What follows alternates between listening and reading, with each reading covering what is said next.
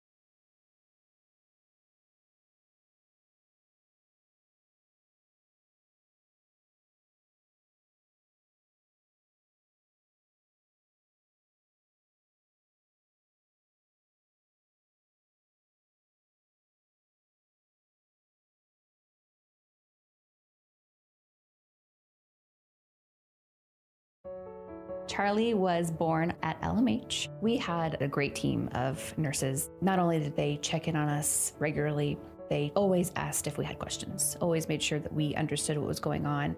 I cannot say enough wonderful things about the labor and delivery, family birthing, and mother baby care team at LMH Health. We had to put our entire trust into their hands, and just everyone was so friendly and so supportive. For the best care for your pet, choose DeSoto Veterinary Clinic. Dr. Matt Fair and his team are dedicated to providing high-quality medical care with compassion and a personal touch. They treat every pet as their own, ensuring they receive the attention and respect they deserve. For routine checkups, testing, vaccinations, chiropractic and acupuncture care, or surgical services, you can trust Dr. Fair and his team at DeSoto Veterinary Clinic. Call 913-585-1115 to schedule an appointment today or visit DeSotoVetClinic.com. At Fort Scott Community College, we understand that a scary part of figuring out your future isn't only answering the question, what should I do, but where do I belong? Maybe you belong here as part of Fort Scott Community College's John Deere Tech program. Maybe you belong here as part of the perennial playoff-bound Greyhound baseball team. I don't know where you've been or where you're headed, but I know we're saving a spot for you because you belong at Fort Scott Community College. At Kansas Insurance, we know one size doesn't fit all. In fact, our whole mindset is based on customized policies for you and your families. We're local, and we do what we do because we care about you. Think of us as brokers for your insurance needs. Working with Kansas Insurance gets you the award-winning service and attention to detail that only an independent agency can provide. All across Kansas, we're here to help you manage and plan for all types of risk. Contact a local agent today. Kansas Insurance. Local, independent, serving you.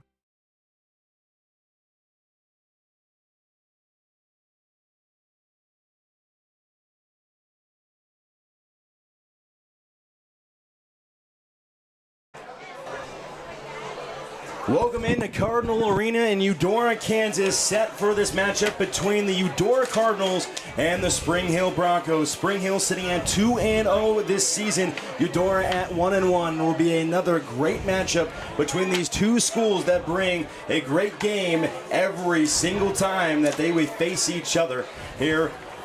And at home is Eudora. I mentioned 1-1. Had a couple of really different games on necessarily their season. One of them was really good. The other one, not necessarily so good, and the 3-8 Hayden. Yeah, it was a little bit of a strange start this year so far for the Cards. They went to Topeka Hayden Catholic first, and that was a game where in the first opening drive, Eudora looked really, really strong, had a phenomenal opening drive, but it was mainly special teams errors. They gave up a kick return touchdown at one point. Punt returns weren't great. They just dug a hole for themselves quickly that they weren't really able to crawl out of.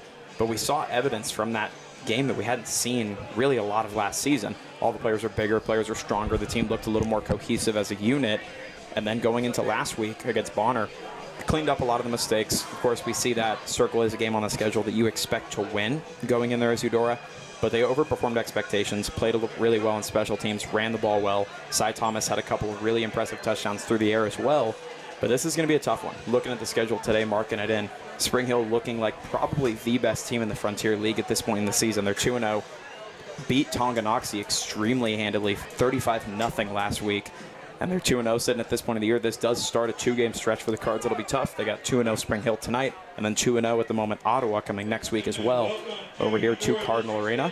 But it's looking to be a pretty fun night, going to be an entertaining game, but Spring Hill looking like a giant today.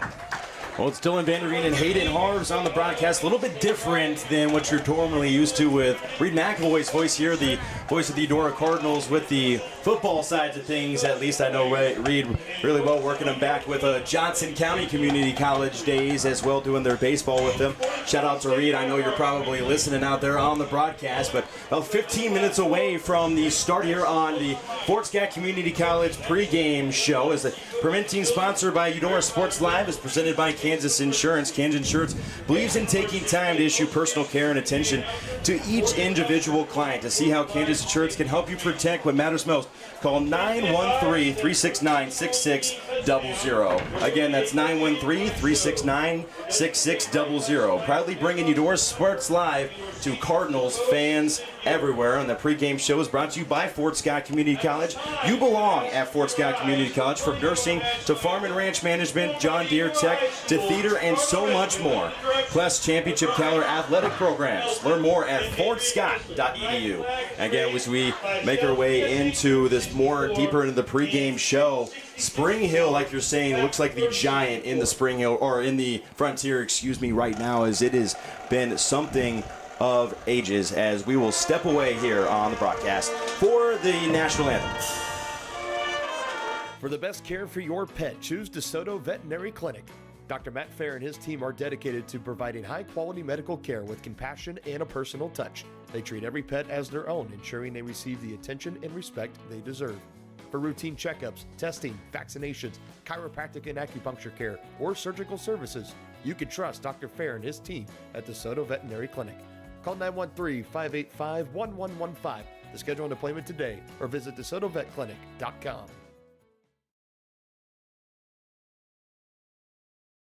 At Kansas Insurance, we know one size doesn't fit all. In fact, our whole mindset is based on customized policies for you and your families. We're local, and we do what we do because we care about you. Think of us as brokers for your insurance needs. Working with Kansas Insurance gets you the award-winning service and attention to detail that only an independent agency can provide. All across Kansas, we're here to help you manage and plan for all types of risk. Contact a local agent today. Kansas Insurance. Local, independent, serving you. At Fort Scott Community College, we understand that a scary part of figuring out your future isn't only answering the question, what should I do, but where do I belong? Maybe you belong here, preparing for a career in healthcare as part of Fort Scott Community College's nursing program. Or maybe you belong on stage as part of the Hounds band or theater department. I don't know where you've been or where you're headed, but I know we're saving a spot for you because you belong at Fort Scott Community College. Are you looking for a trusted partner in pet care? Look no further than Eudora Animal Hospital, proudly serving Eudora and the surrounding area since 1975. Eudora Animal Hospital offers a wide range of services, including wellness exams, surgeries, routine vaccinations, and emergency care. I just want to thank everybody in the community for trusting us with the care of their animals, and go Dogs! Schedule an appointment by calling 785-542-3265 or visit eudoravet.com.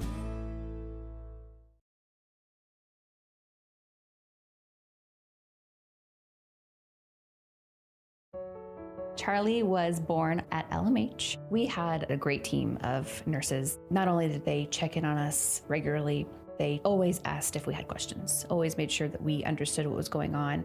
I cannot say enough wonderful things about the labor and delivery, family birthing, and mother baby care team at LMH Health. We had to put our entire trust into their hands, and just everyone was so friendly and so supportive.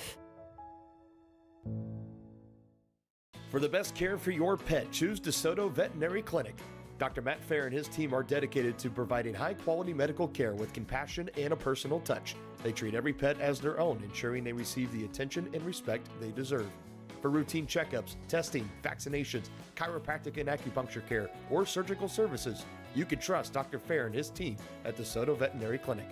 Call 913-585-1115 to schedule an appointment today or visit DeSotoVetClinic.com. At Fort Scott Community College, we understand that a scary part of figuring out your future isn't only answering the question, what should I do, but where do I belong? Maybe you belong here as part of Fort Scott Community College's John Deere Tech program. Maybe you belong here as part of the perennial playoff-bound Greyhound baseball team. I don't know where you've been or where you're headed, but I know we're saving a spot for you because you belong at Fort Scott Community College. At Kansas Insurance, we know one size doesn't fit all. In fact, our whole mindset is based on customized policies for you and your families. We're local, and we do what we do because we care about you. Think of us as brokers for your insurance needs. Working with Kansas Insurance gets you the award-winning service and attention to detail that only an independent agency can provide. All across Kansas, we're here to help you manage and plan for all types of risk. Contact a local agent today. Kansas Insurance. Local, independent, serving you.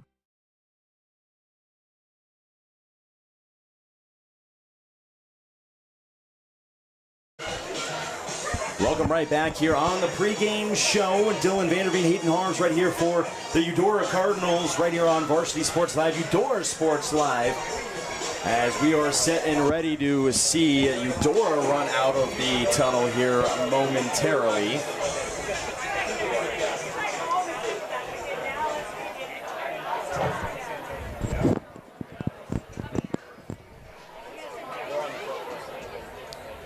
All right.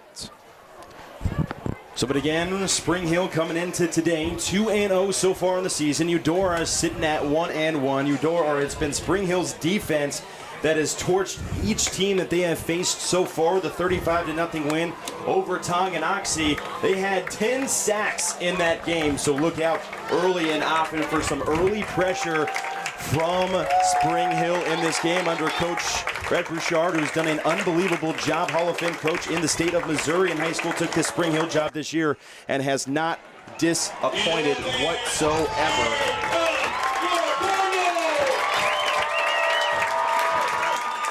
As here comes the Eudora Cardinals out and set, as they will look to get the upset here today.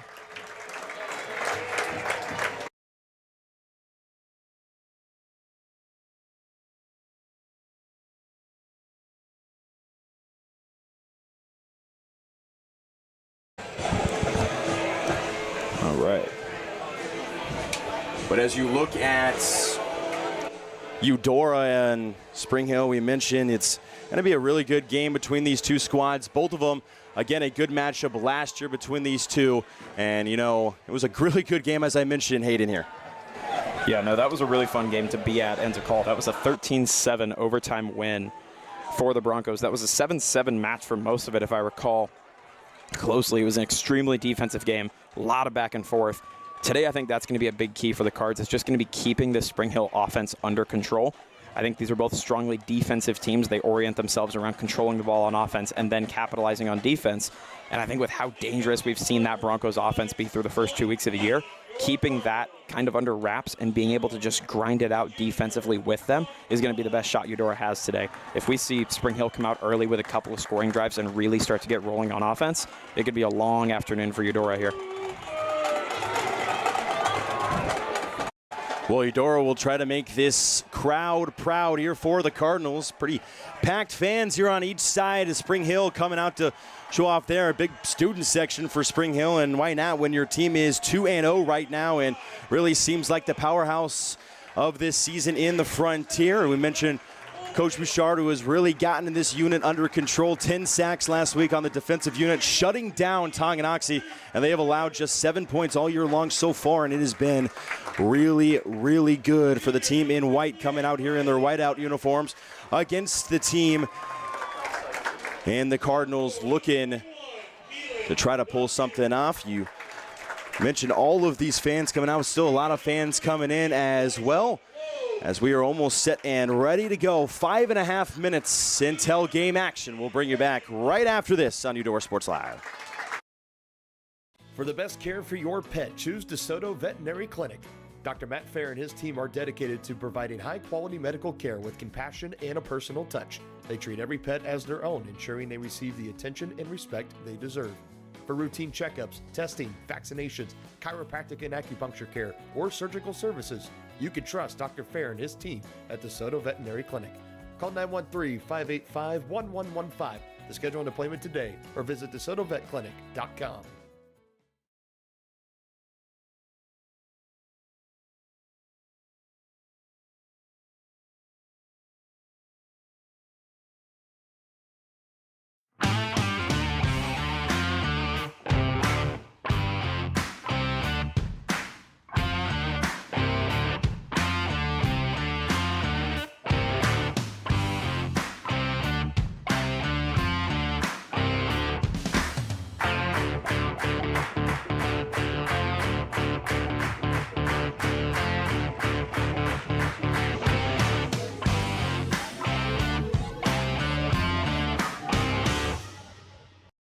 Are you looking for a Welcome back here on the Eudora pregame show on Eudora Sports Live as we get set and ready for action. Just 4 minutes now left till kickoff between the Cardinals and the Broncos, set to be what will always be a good game between these two teams, as the opening kickoff will be sponsored to you by Wolf Diagnostic and Automotive. Since 2005, Wolf Diagnostic and Automotive has been keeping Eudora moving. Find them at 208 East Street. From tune-ups to major repairs, they service all makes and models with honesty and care. Call 785-542-5152. Again, it's 785-542-5152 today, and Wolf Diagnostic will get you back and running in no time. As we see for the coin flip, the two teams going out in the captains for both sides for Spring Hill and Eudora. And again here, Dylan Vanderveen, Hayden Harves. And Hayden, you've seen Eudora in a couple of times. You mentioned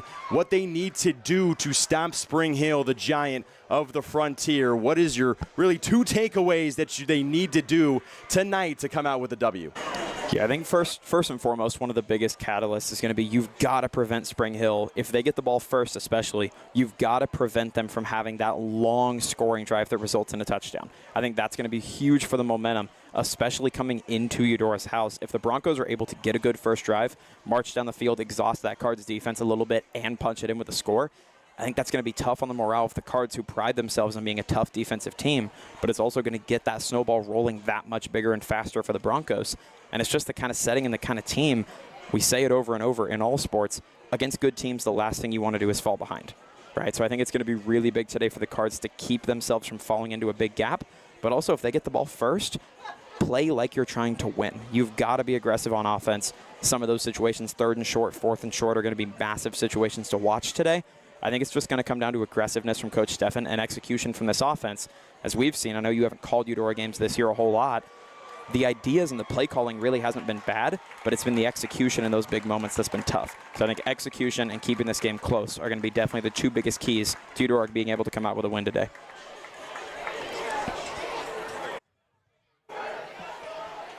So I believe Eudora won the toss and elected to receive, if I'm not wrong by the way that the captains were looking. We'll see if that's correct. You know, what's really nice about college compared to some of the high school, the mics always work perfectly well and everybody can hear them, you know, from when they're yelling a flag or when they're yelling anything like that. Some of these mics work, but some of them are like, oh, you know, it's first down.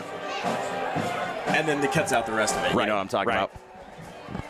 Let's see. Speaking of trying to get my own microphone set up squared away and solid here. It was actually the case last week in Bonner Springs when we were there. The microphone was attached to the official, which was really, really nice. Able to hear every single call, hear exactly what was going on. But I think for the Cards, starting with the ball here is going to be really instrumental. And I think the significance, even though it's early in the game, the significance of trying to score on this early drive is going to be massive to see how this first half and how this whole game develops. So back to receive will be the Cardinals as they will try to strike first against the Spring Hill Broncos. Again, we're set and ready for action.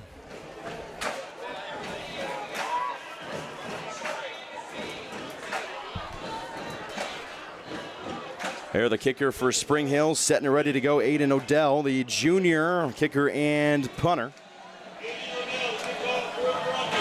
And it looks like Hubler back to receive for the Cards, along with Preston White. So Hubler back to receive for the Cardinals, trying to give them a good kick return to start off this game as it is underway. Received at the 9, taken across to the 20, and breaks a couple of tackles. Ball is loose, and who recovered? Spring Hill knocked it out quickly.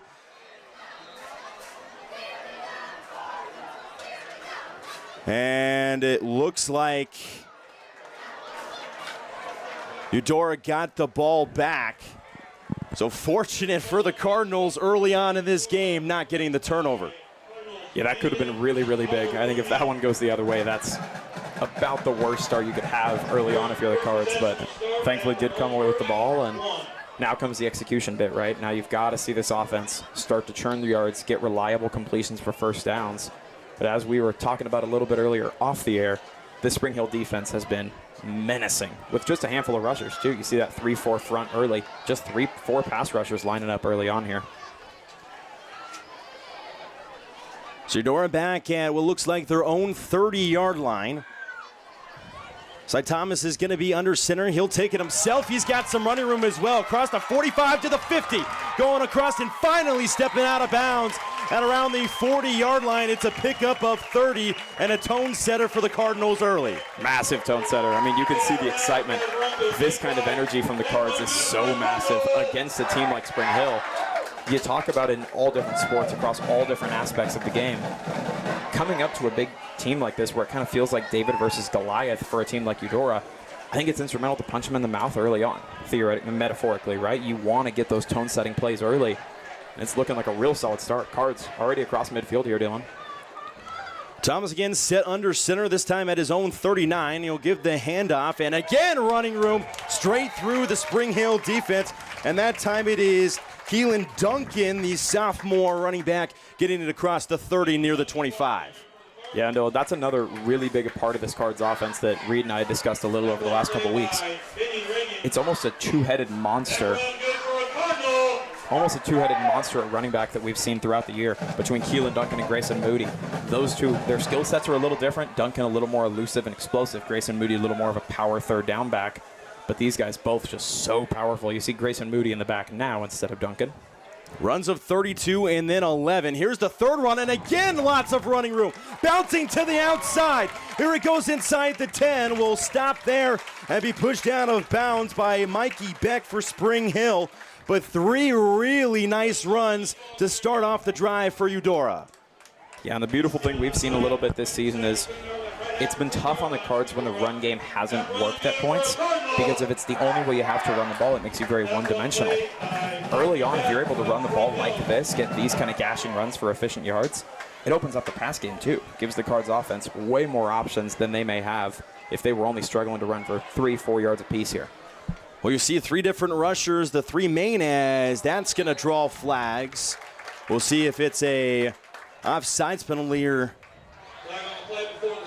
it will be an offsides against Spring Hill, so that will even move them farther forward for the Cardinals, excuse me. And as I mentioned, the 3 runners and Moody, Duncan, and then Thomas, you've seen them all gash Spring Hill already, which we mentioned did not give up a single point last week against Tonganoxie. Yeah, I'm really impressed with this opening drive. Thomas under center, quick handoff again, and stuffing himself through 2 into the end zone. Not quite, doesn't look like, oh, there's the touchdown call.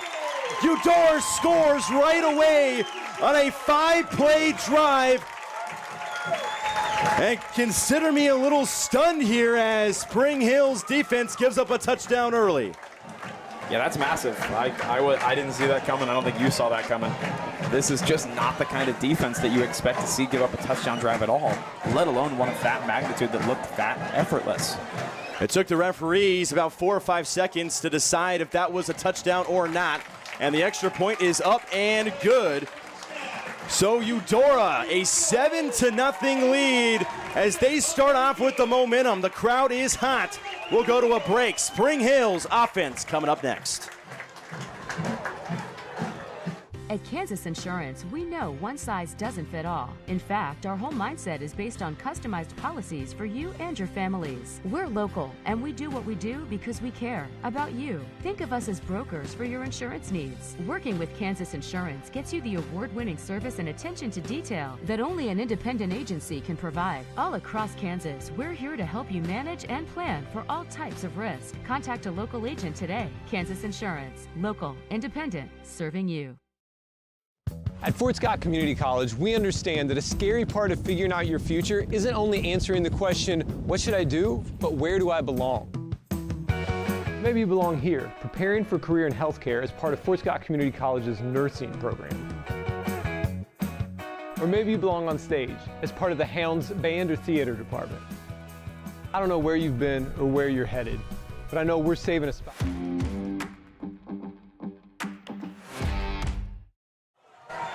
Right back into Eudora as they started off strong early with a touchdown to put themselves up 7-0. That was actually Grayson Moody with the initial kickoff. So Moody with the initial kick and tackled at the 30 is Spring Hill. And you mentioned maybe some of that special team woes as well, and doing a good job on the coverage, stopping him at the 30. Yeah, that was something that we saw big time in that first game against Topeka Hayden. We were seeing all kinds of special teams woes from the Cards, and we figured they'd be worked out pretty quickly. Looked really good against Bonner last week, but we did hesitate to get extremely excited about that because Bonner Springs is one of those teams where, you know, you think you'll see some level of success against them regardless. We wanted to see how things would look against a better team. As you mentioned, it's a good point to bring up. Through 2 kickoffs so far, Cards looking really, really solid on the special teams front, both on the receiving and the kickoffs. Well, you'll see the Spring Hill offense led by senior Jordan Miller at QB. 6 total touchdowns from him so far this season. And, well, 4 of those have come on the ground for Spring Hill, 2 of them through the air. But it has been the ground game that is. So they moved this ball up to the 45. I'm wondering if there was a unnecessary roughness penalty or some type of personal foul penalty, because that moves it up 15 to the 45 now. That's huge. Straight through, and it's not going to get more than a couple for Spring Hill, trying to run it on the ground early. That's one of the runners that we were talking about in Kachavar, and the senior running back is listed at 190 pounds, gets, looks like just 2 for a 2nd and 8. 10:20 left to go on the clock in the first quarter at Eudora High School. Yeah, the senior Kachaver really, really effective on the ground, and that was Keelan Duncan with some effectiveness on offense getting the tackle. Taking the throw, and wrapping him up there is going to be Eudora. They'll sack him a couple yards behind the line of scrimmage. Not exactly sure what Jordan Miller was thinking there. It was looking like he was going to dump it off to his wide receiver in Keegan Folk, but never did, and it goes for what looks like a loss, or I guess he got back to the line of scrimmage. So yeah, I mean, credit to him. He did a really good job getting back to the line. That was Newt Schreiner ending that play with the tackle. He's been really phenomenal, just fundamentally getting tackles all over the board. I thought he got tackled a little bit behind the line of scrimmage, but obviously there's a line of Eudora players right in front of me, so I can't necessarily see if he dove anywhere to get those extra couple yards, but 3rd and 8 no matter what. And that's going to go well too far, his intended target in Mason Dotson, the very talented sophomore, and it'll go to a 4th and 8, and it looks like Spring Hill swapping out, it looks like. Yeah, it's bringing out the punt unit. Man, so you cannot ask for a better start here if you're a Cardinals fan, putting up an early touchdown on just a 5-play drive, and then after that you force what is going to be a 3-and-out from the Broncos. Yeah, I should preface, I'm watching for a fake punt here. I'm expecting a punt, but I'm not 100% bought in that this thing is going to be legit. But yeah, really impressive there from the Cards, and it is a punt. That's a punt, and it is a good one, sending him all the way back to the 10, stumbling for a second, and is going to be wrapped up there. Like he maybe called for, or no, he was at his knees, so he had the possession and is down what looks like is going to be marked inside the 10. Ooh. That's what Reed and I have been calling the dread zone the last couple of years, coined that term. You have the red zone when you are driving inside the 20. Dread zone is what we are calling it when you are inside your own 20. But this is going to be tough for the Cards. A really, really good. You know, I like that. I might actually use that. That's really good. I actually like that. Coin it. We've got a couple of terms we've coined over the last couple of years that we're a fan of. But yeah, the dread zone inside your own 20-yard line to start. And by that, they are deep within the dread zone here to start. But Thomas under, and he pitches it back. Lots of room to run towards the outside, and the one-on-one is going to be won by Spring Hill. That one-on-one very quickly turned into 1v2 and then 1v3, but brought down immediately in the backfield is Moody, and now a gain of none on offense on first down puts the Cards in a little bit of a spot here as they look towards the further downs. But I think it's crucial here when you have a bad play on first down backed up this deep, not giving up something big defensively is going to be big. You don't want to give up a touchdown or any big momentum gain for Spring Hill, especially after a really good 3-and-out on defense. Jake Weiss was the one that made that play on the outside that stopped him right in his tracks, in the runner and Moody. And again, handing it off and quickly wrapped up again is Moody, not really going anywhere. And still inside their own 10, and now it is 3rd down for the Cardinals, and didn't gain anything. It's 3rd and 11. Yeah, at this point, one of the things you're trying to do is just make the punt a little bit easier, right? Just trying to get yards and give yourself a little bit of breathing room, which is something that you have the luxury of doing with a 7-point lead. But again, I think the biggest focus is just, if you do pass this ball, do not take a sack in the end zone. Do not make an ill-fated throw that's going to be picked off with a good possibility of a return. Very thin margin for error here. Thomas again under center. And they have pitched back, a lot of misdirection, and getting just tripped up. Did he get past the line to gain? He did. Wow. Towards the 17-yard line. I was confused on where that ball was going. It was everybody was moving mixed direction, and ended up, I believe, going into the hands of number 21 and Keelan Duncan to get that first down. Yeah, may have misseen it. We had a lot of bodies in the way, but it looked like just a read option to me where Cy Thomas kept it initially, and right when he gets there, he's got the opportunity to read the line, see if he's going to run through, or he's got the option to toss it out to Duncan. And I continue to be really, really impressed with what we're seeing from the home Cardinals on offense so far today.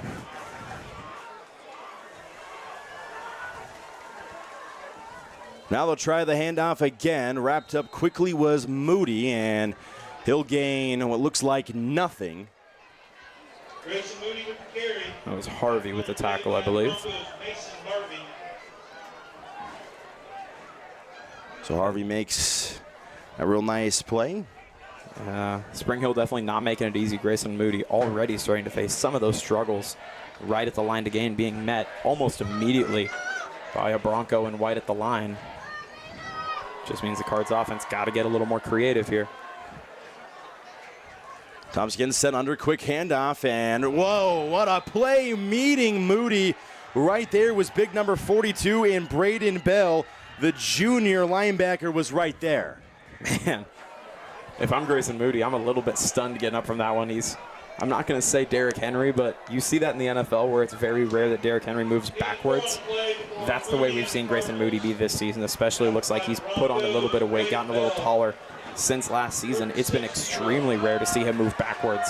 So a really impressive display there from Bell over on the Spring Hill side.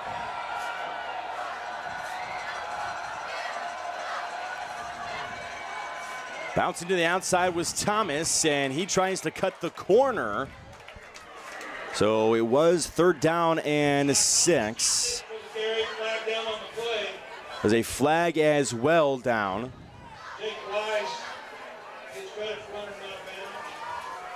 It may have been a gain of about 2 before the flag. See what the head official here says.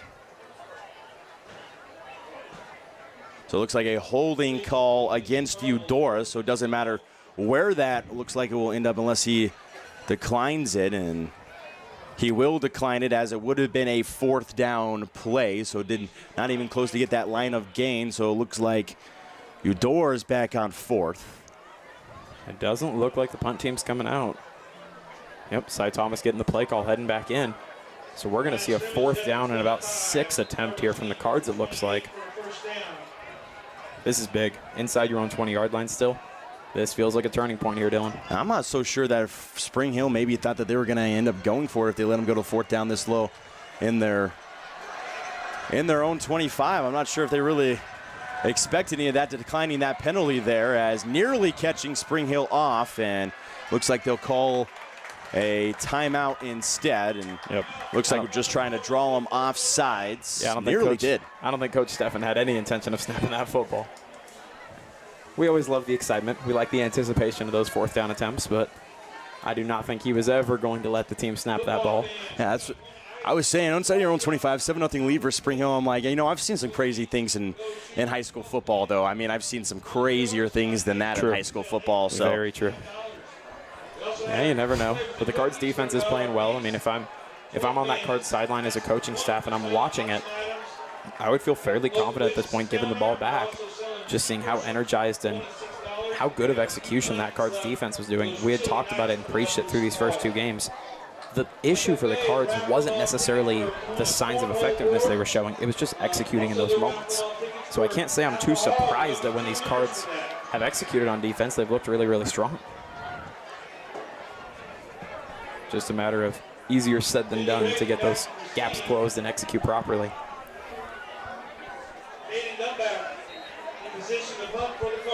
So 4th down and 3, back to punt.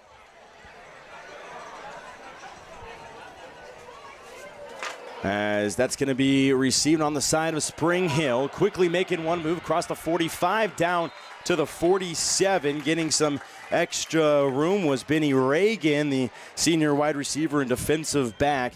Getting it near midfield and good starting position for the Spring Hill Broncos. Yeah, I'm interested to see how Spring Hill comes out here, what kind of focus they try to have on offense, just because I think they were kind of caught off guard on that first possession. The kind of offense and roster that I was fully expecting to see march down the field fairly effortlessly and score on that first drive, and the Cards defense looked really stout. So be very intrigued to see what kind of approach the Broncos take here, whether that's moving it on the ground or trying to get more aggressive and push it through the air. Both these teams really heavily on the ground, 200 yards of rushing each of Spring Hill's first 2 games, and racing for it is Miller, cutting to the outside. He's going to chuck it now. It was a 50-50 ball. It was knocked away by Eudora's Des Hubler.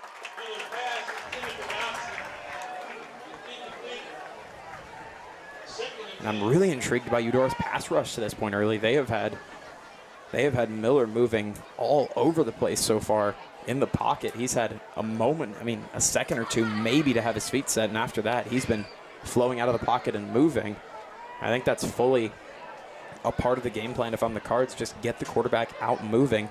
Of course, passing lanes can open up and you can open yourself up to a little bit of potential damage there, but making a team go off script is always going to be a pretty good idea if you're a defense. So now 2nd down and 10 after the incompletion.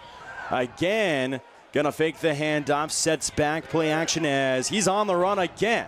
Racing for at least positive yardage and gets there. A great job by Jordan Miller to get anything positive outside of that play. It looked like it was going to be a big loss. Yeah, phenomenal job to get positive yardage. He had Newt Schreiner was the one I caught who was just screaming downhill at him.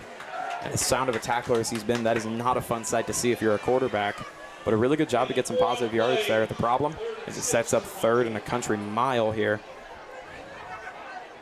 3rd down and 6.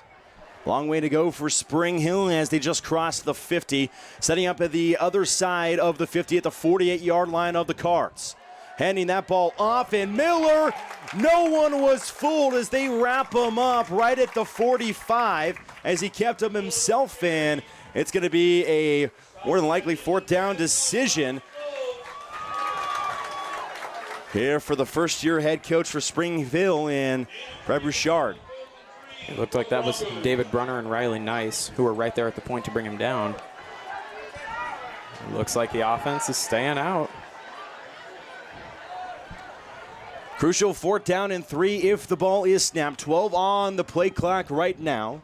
4:09 in the game as that one's in counting. I don't think this ball is going to get snapped. Play clock is down to 2, and there's the timeout call. Gotta love the intrigue, though. We've seen 2. Could have been 4th down attempts today. That one definitely way more likely on the other side of the field, the 45 on a 4th and 3. Yep. Rather than at your own 25 on a 4th down and 6. But 3:56 here left to play, and we will step away here on the timeout. Bring you right back here on Eudora Sports Live.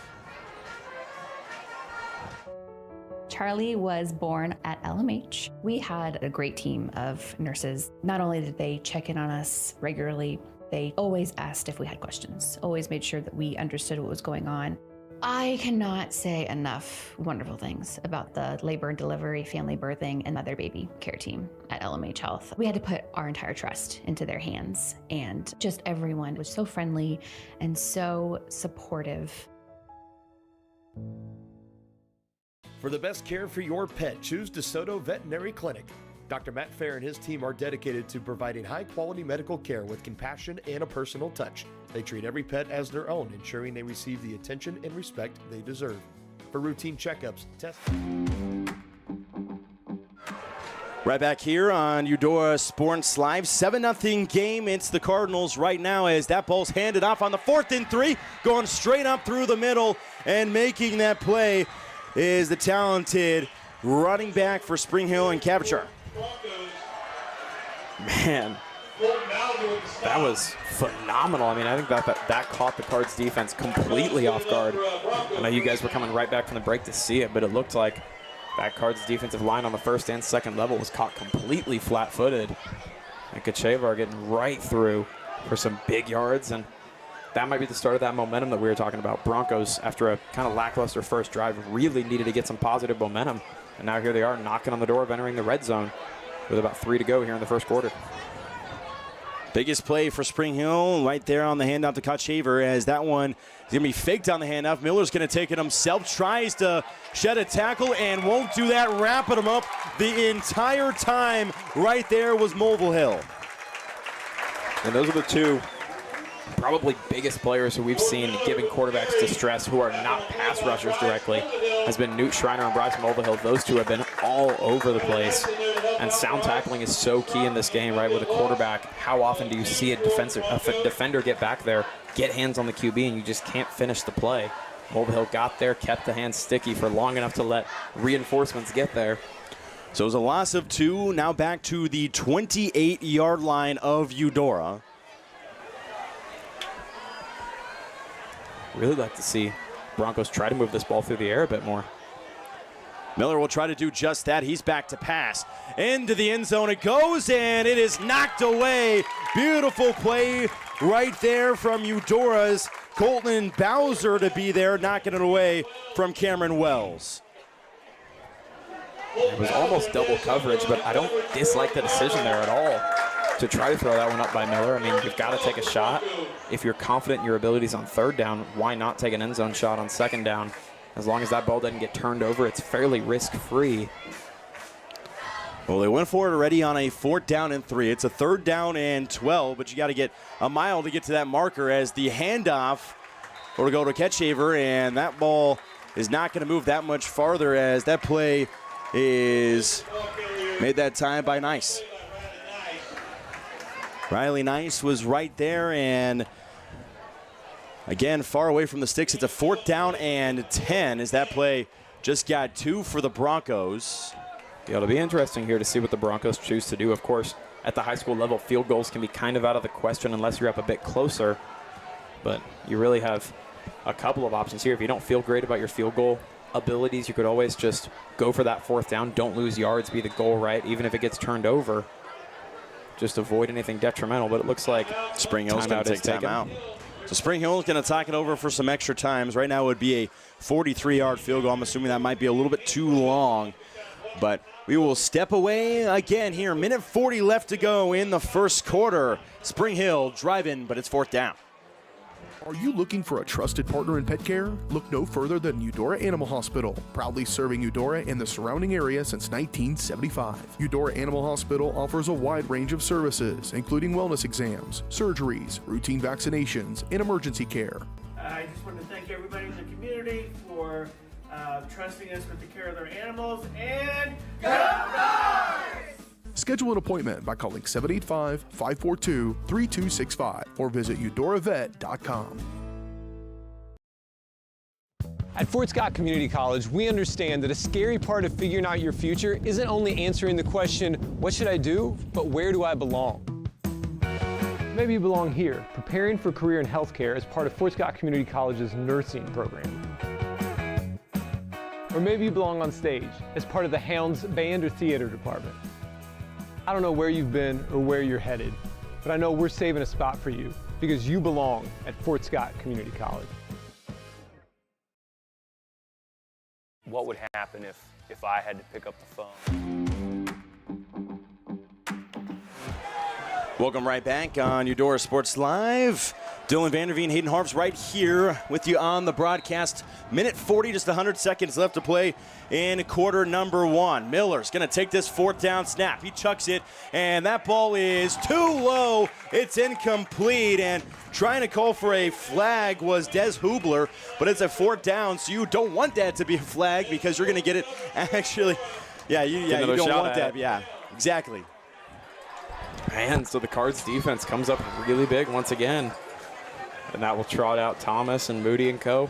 for another Cards drive on offense. Granted, not phenomenal field position once again, but I'd say being just inside your own 20 is much better than being almost inside your own 5. Quite a different thing.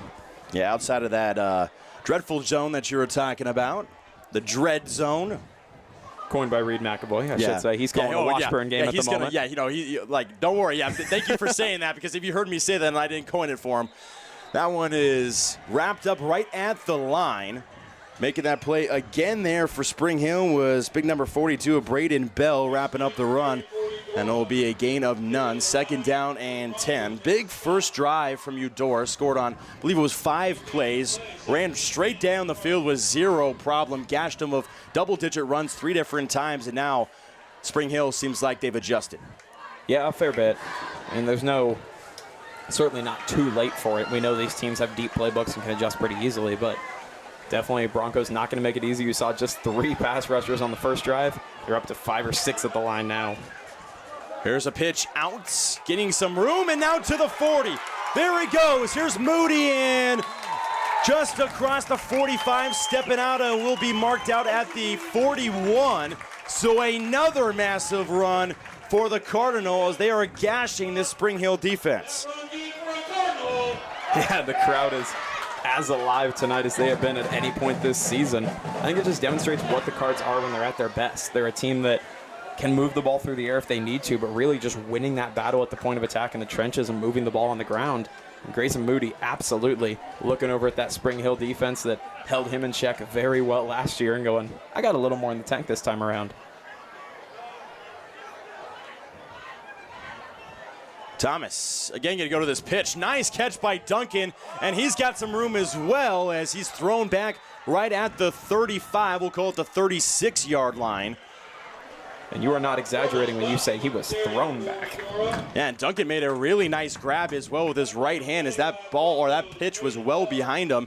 It makes a nice play to, not that that ball hit on the ground on what would have been a backwards pass as they might let this one run down all the way to the end of the first quarter, and it looks like they will. On the other side of the field, it is going to be 7-0. The Eudora Cardinals with the first quarter lead against the undefeated Spring Hill Broncos.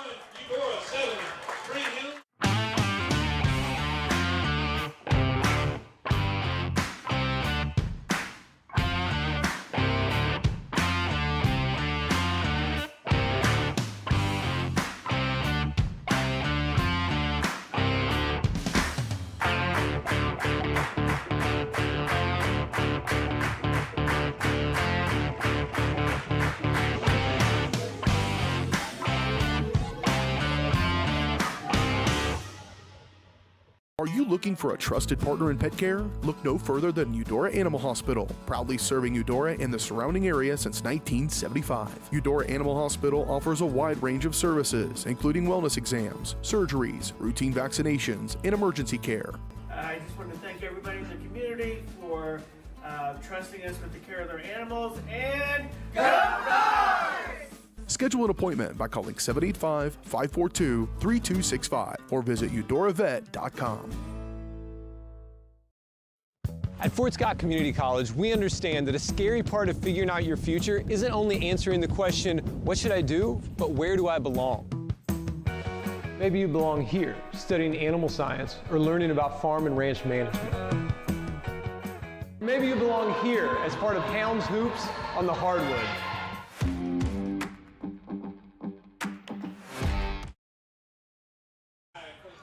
Welcome right back in here on Eudora Sports Live for the second quarter of action here for this game. As that one bouncing out is Duncan, and outside of the hashes, he's tackled down what is right next to the line to gain, and they will move the sticks, so that'll be another Cardinals first down.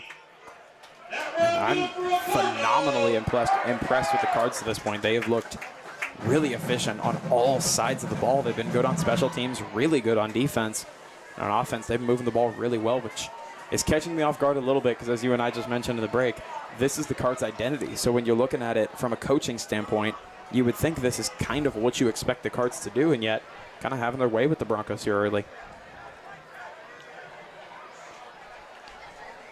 One handing off, and again with a lot of space right in front of him was Moody. He had to break one tackle, but really not much more than that, as he's just going straight through this defense. And we talked about they scored the first two opponents of their season. They outscored them 82-7 here, Hayden. And all of a sudden it's Eudora. That seems like they've got the potent offense. Yeah, part of me wonders how much that's going to change as the game goes on a little bit. But all we can discuss is all we've seen so far, and that's been a scale heavily tilted towards the red and white. Thomas, quick handoff. Moody bounces off his own player and will end up with another first down as he's at the 20-yard line. So back-to-back first downs after a couple of plays for Eudora. And going back to the sideline is Thomas. He's been real efficient today. We mentioned you've seen a lot of two-quarterback action for Eudora. You wonder if maybe in the second half, if there's some type of adjust to the run, maybe you'll go to the pass if you're Eudora. But, I mean, if it works the entire first half, why change anything going into the second half? Maybe adjust a little bit. But, I mean, if you go out the first series and the run's still working, you would probably stick with that. What's the old adage? If it ain't broke? Yeah, don't fix it. Swap it out. No. Yeah. Exactly. And it looks like a timeout's going to be called. And Eudora will take their timeout. So with 10-17, we'll take our first timeout of the second quarter. Be a quick one. Back in 30 seconds. More time before you wake up in the wild. Our natural world needs us now. Step by step, side by side, together, we can find a way to ensure that all life on Earth can thrive. To learn more about how you can help protect and conserve nature, visit nature.org.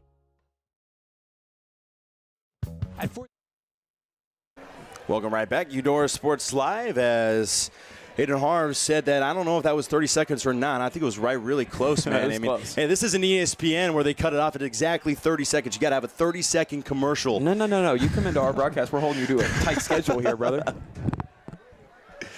10:17 left in the second quarter. First down and 10. And faking the pitch this time. It's Thomas set back to throw. That ball was tipped out, and a dangerous one. He was open, but just thrown a little bit low, and it was knocked away by the Spring Hill defense. Yeah, Preston White showcased his capability through the air quite a bit. I don't remember his exact stat line last week. I want to say he had at least 2 big catches for somewhere in the realm of 70 or 80 yards combined. He had 2 really athletic catches, 2 touchdowns, if I recall correctly, as well. So that was an impressive showing for the senior Preston White. But yeah, the other thing I mentioned is if Keelan Duncan and Grayson Moody are both getting carries evenly here, the other upside for Eudora is both running backs going to stay fresh for quite a while. Reading that one and stuffing them right down, actually going to be behind the line. Looks like a loss of 1 back to the 21-yard line as we're in single digits again on the minutes here in the first half. Tripped me up. I thought Mobile Hill had the ball on the outside. Yeah, they're running kind of that misdirection a decent amount as well. They had it fooling us a couple of times here in the broadcast. But of course, the Broncos have not been fooled. Despite how well this Cards offense has been moving, the Broncos do seem to have adjusted relatively well for the way the Cards trying to attack them here in the second. Here's the pitch again, reading it beautifully. Spring Hill not going to let it happen again. And it was number 28 in Andrew Poland with the play. And that one seemed to take some wind out of the sails over here on the Card side. Has that Spring Hill student section losing their minds over there. That was a dominant play, stuffing them right back. And Eudora with a 4th down. They're setting up for a field goal, it looks like. I mean, really, right now it looks like it's be from the 20 cents, so about 44-yard attempts. It's a long one. Let's see what the soccer goalie Caden Dunback has in his arsenal here. Here's Dunback, the big kick, it's going, and it goes through. Just enough to get it through, and it is 10-0 Cards.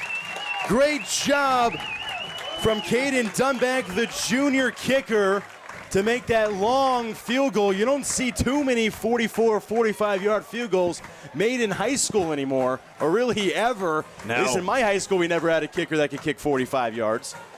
And for all the Eudora faithful listening to this just drives in even farther the kind of all-around athletic ringer that Caden Dunback has been over this last year. We saw him, didn't get a ton of time last football season. We really got familiar with him on the basketball side of things over the winter. He was truly a Swiss Army knife, kind of do-it-all player for the Cards. Then we had a soccer call last week where he was on, and he was playing really well as both an attacker and as a goalkeeper. And then today, knocking down near 50-yard field goals with relative ease. Love the call from the Cards and love the effectiveness from Caden Dunback here. Well, the accuracy was perfect. It was just about distance, made it by a couple of yards to make this a 2-score game, leading for the Cards. And it feels like the Broncos are, you tell me, but it feels like they're kind of in desperate need for a little bit of a turning point for some momentum here. Just looking for how they're going to get it at this point, because this Cards team is as hyped up and ready to go as we've seen them all night long. That kick is shot up to the 25-yard line, quickly returned there, and met at the 36 was Keegan Folk for Spring Hill. Flag is on the play right back at the 29-yard line.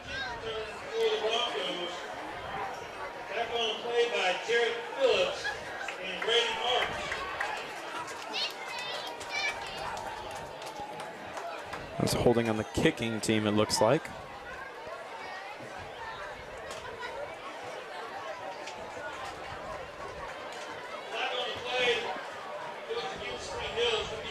Yeah, so it's going to be holding against Spring Hill.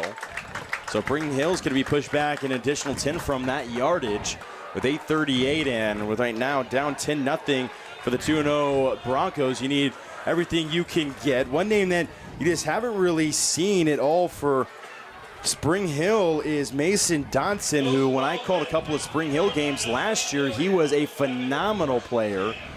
And they have really kept him quiet. He's had 14 carries, 6 catches on the receiving sides of things already in the first 2 games for Spring Hill. So plenty of touches, but they have yet to get him the ball. Just 1 target for him and nothing to show for it on what has been really quiet from Spring Hill's offense thus far. Yeah, and I think I want to continue to drive home the special teams effectiveness from the Cards. Of course, that holding penalty was more so self-inflicted by the Broncos, but for how, I want to say, unsteady they looked through the first 2 weeks, the special teams has been really solid today. And yeah, as you mentioned, someone like Dotson not even having a reception to this point in the day. It's really, really impressive from the Cards defense. I got to imagine Coach Steffen mostly pleased with what he's seen so far tonight.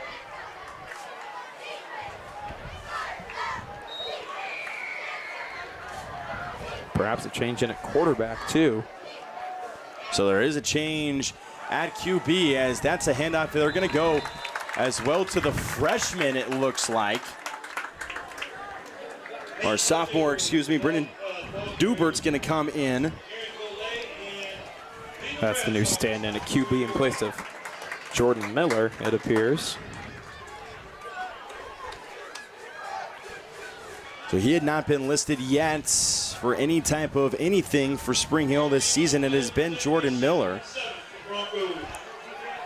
The 2nd and 7 coming up after the handoff. Set again is the quarterback in. Brennan, the new one, is the quick screen pass, and there is a flag thrown on the far side as well. Far side official. The screen was incomplete, and it looks like it's going to be a false start before that. Yeah, whether it's false start or holding that early in the play, usually expect that to go against the team on offense. But we'll see the official call here. Yeah. So it will be a false start for the Broncos, so before anything else happened. And it looks like it will be 2nd down and 12 now for Spring Hill. Yeah, that puts them in a tough spot. I mean, we saw 2nd and 12 when they were right close to the end zone, sitting in the red zone almost. And that was a target towards the end zone that was knocked away by Hubler and Bowser. And then that subsequent 3rd and 12 was actually... Oh, looks like they declined it, actually. So they declined it, let that play go on. So they'd actually decline that, go to a 3rd and 7 instead of the 2nd and 12. So 3rd and 7. And that's not a short 3rd down, but not impossible either. But you are going to be looking at moving the ball through the air here. Looks like Miller's back in at QB.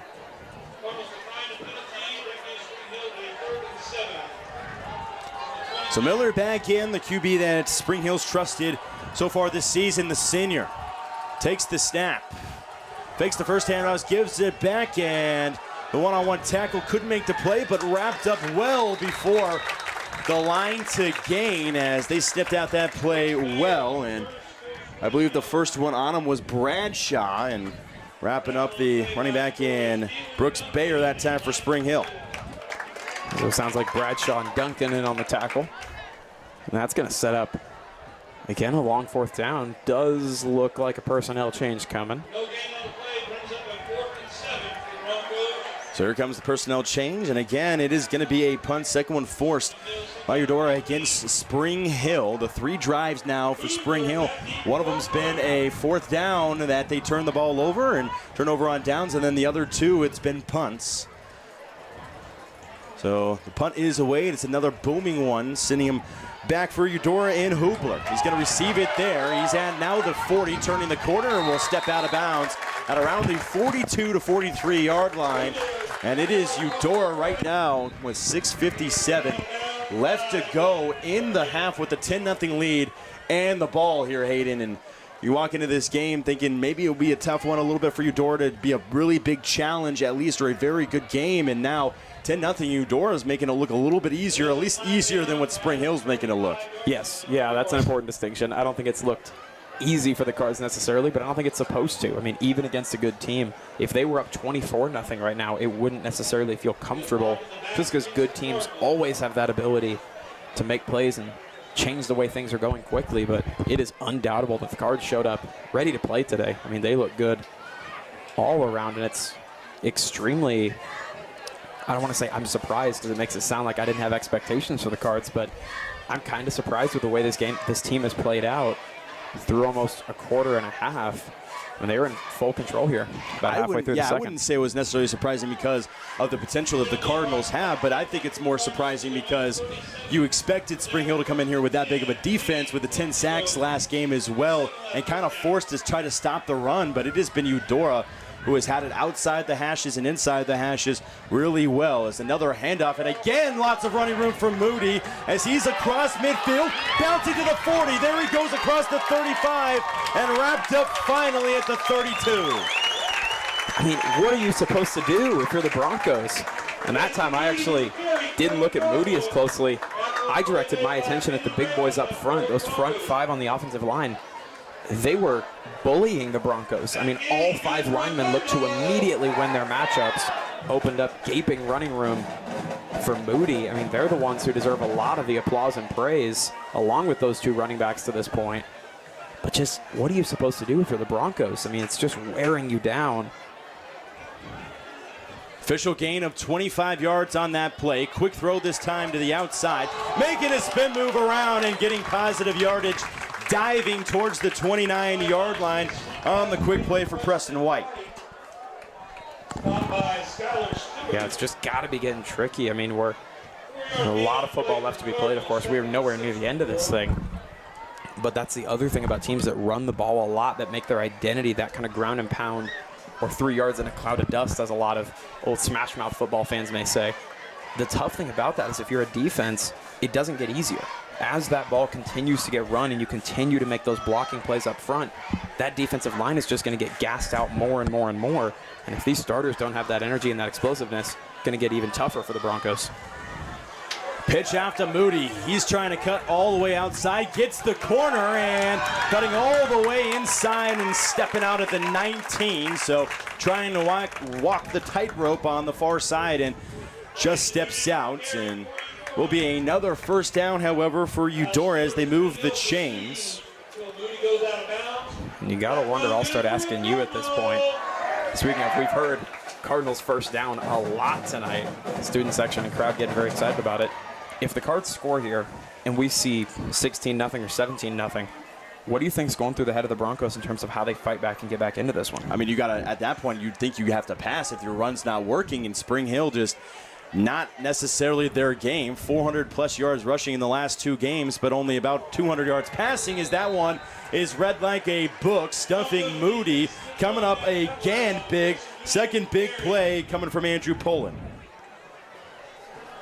Yeah, the Broncos definitely not without life. I mean, they're looking really good on select plays on defense where they are firing right through the line and shutting down these plays early, but it's just been few and far between. And if you're down to the extent that they are, you really want to see that happening every play, or at least more consistently. Whereas right now we're only seeing it, I'd say, 1 or 2 times per drive.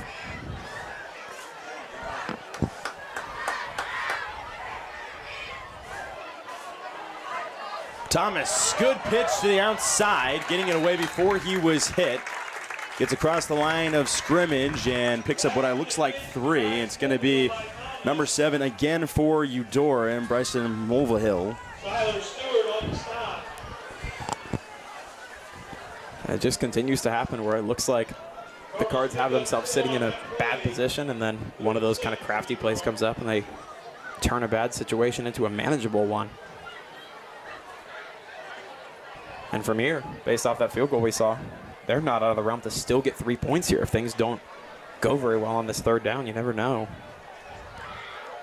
I believe that last field goal came from the 26 or 27-yard line. You're at the 16 right now. So with that last field goal that was hit, it looks like easy work. And it looks like the Cardinals will take a timeout, and so will we. But it is a 10-0 game for the Redbirds, walking away right now against the Broncos.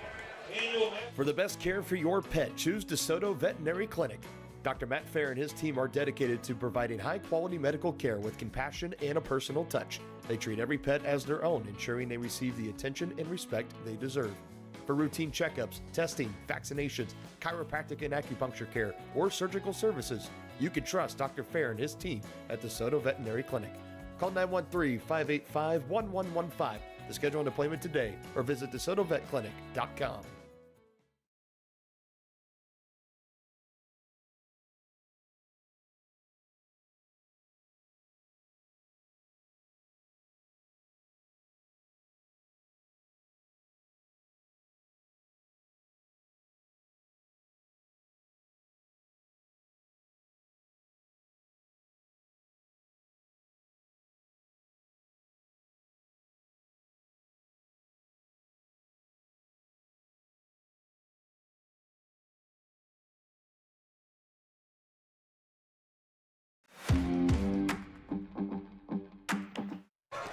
We'll go right back here. Eudora Sports Live, 10-0 game. 4:04 left to play in the second quarter. Eudora has very much controlled the line of scrimmage on the offensive side and the defensive side in this game. That one is knocked down, and making the play right there for Spring Hill is Brooks Bayer, knocking it right out of the air, sniffing out that play from Thomas, and it looks like they will go for that field goal, and this time it's going to be a lot easier, as we should say, from 33 yards out. But even in the NFL, it seems like a kicker can make a 51-yard field goal and then miss that extra point that just happens to be 33 yards long. Correct. Yeah, certainly not easy, but in terms of distance, at least, this one objectively a little bit shorter for Dunback. Field goal is never a guarantee in this league, though. That one is up, and it is good. It looks like there was, light show celebration. Not sure only had that, but there was a flag on the play. See what the official thinks. And if that's a field goal on the cards that backs this one up, the official actually picking up the flag, presumably. But backing up the cards, that field goal is not automatic. So this is actually a pretty significant call if it does go against the cards. We'll keep a close eye here.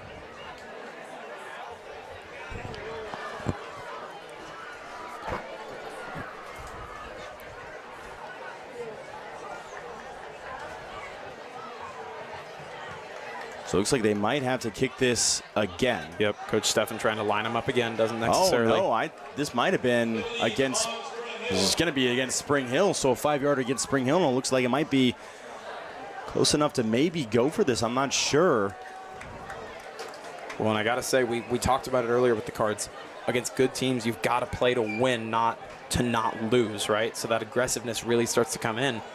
If this fourth down turns into 4th and 2, which a 5-yard penalty would make it. So it is a 4th down and 2.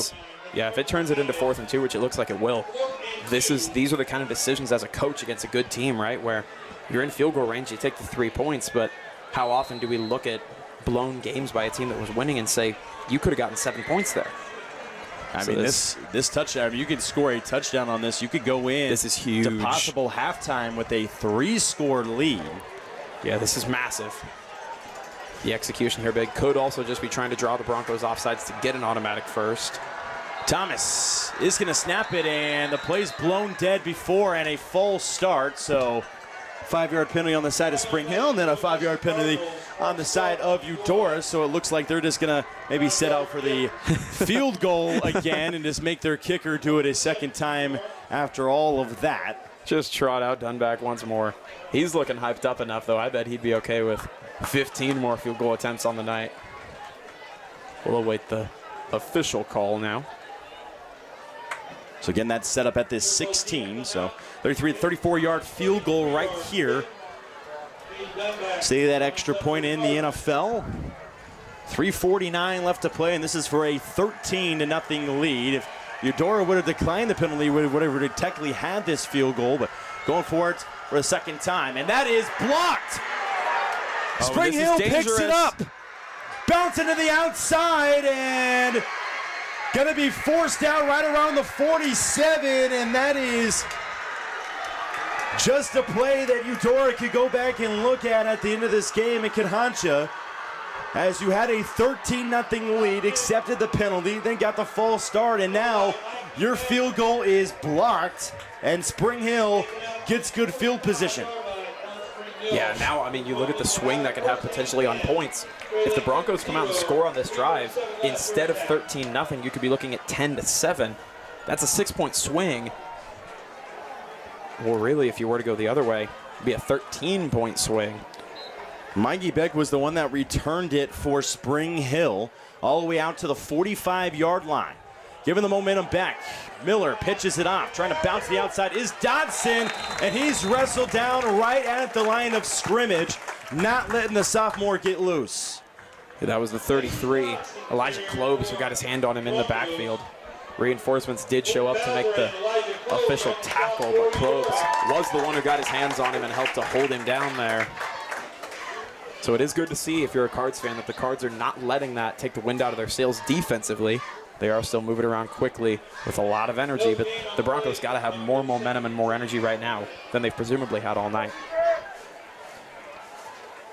Miller fakes the handoff, is going to pitch it to the outside. Dodson's going to catch it there, and he'll nearly get enough for a first down. Looks like it's going to be a gain of about 8 for the sophomore. And it'll be a third down and very manageable for the Broncos as the time clicks down past 2:40. Yeah, and you can start considering time a little bit more after you convert the third down, but you got to worry about that first and foremost. Could very well be under 2 minutes to go here after the play. Third down and 2 for Spring Hill.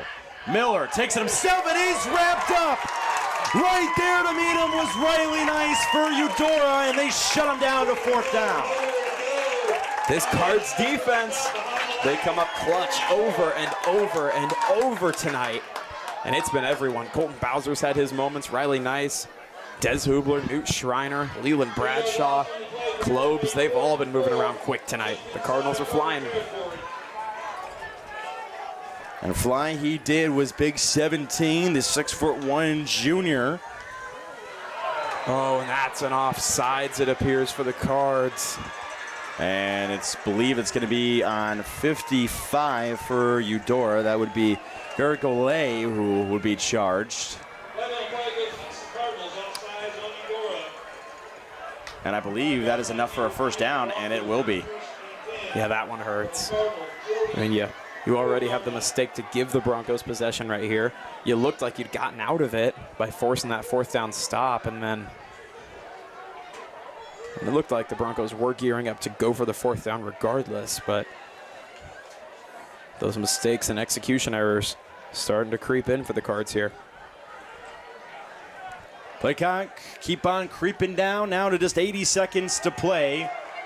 The handoff as Miller's going to go straight through, takes the cut in, gets about 4 out of it. But again, play clock kind of keeping on rolling here. One timeout, I believe, for Spring Hill left in this first half. Yeah, time's certainly starting to become an error here. You're under a minute to go. Timeout still not called. I'd like to see a little more urgency from the Broncos here, but they seem to be taking their time for the most part. Yeah, I would like to see a lot more urgency if you're a Broncos fan right now with just 50 seconds left as that's handed off, and Hatshaver's going to make a man miss. He's crossed the 20, down at the 16, and there is a flag on the play, and I believe it will be holding. And that's going to be about worst case scenario for the Broncos because you could lose the progress on the play and lose those 20 seconds off the clock. And that will be the case.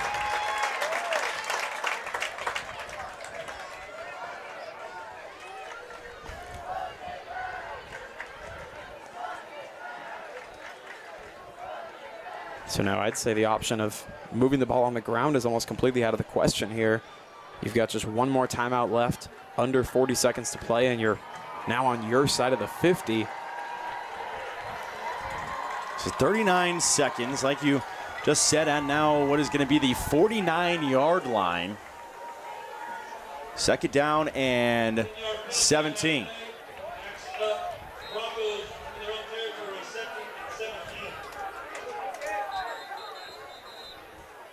And they're stopping play, and it looks like Spring Hill's going to go ahead and take their timeout right here with 35 seconds. So we'll take our final timeout of the first half right here on Eudora Sports Live. We'll bring you the end of the first half right after this. Charlie was born at LMH. We had a great team of nurses. Not only did they check in on us regularly, they always asked if we had questions, always made sure that we understood what was going on.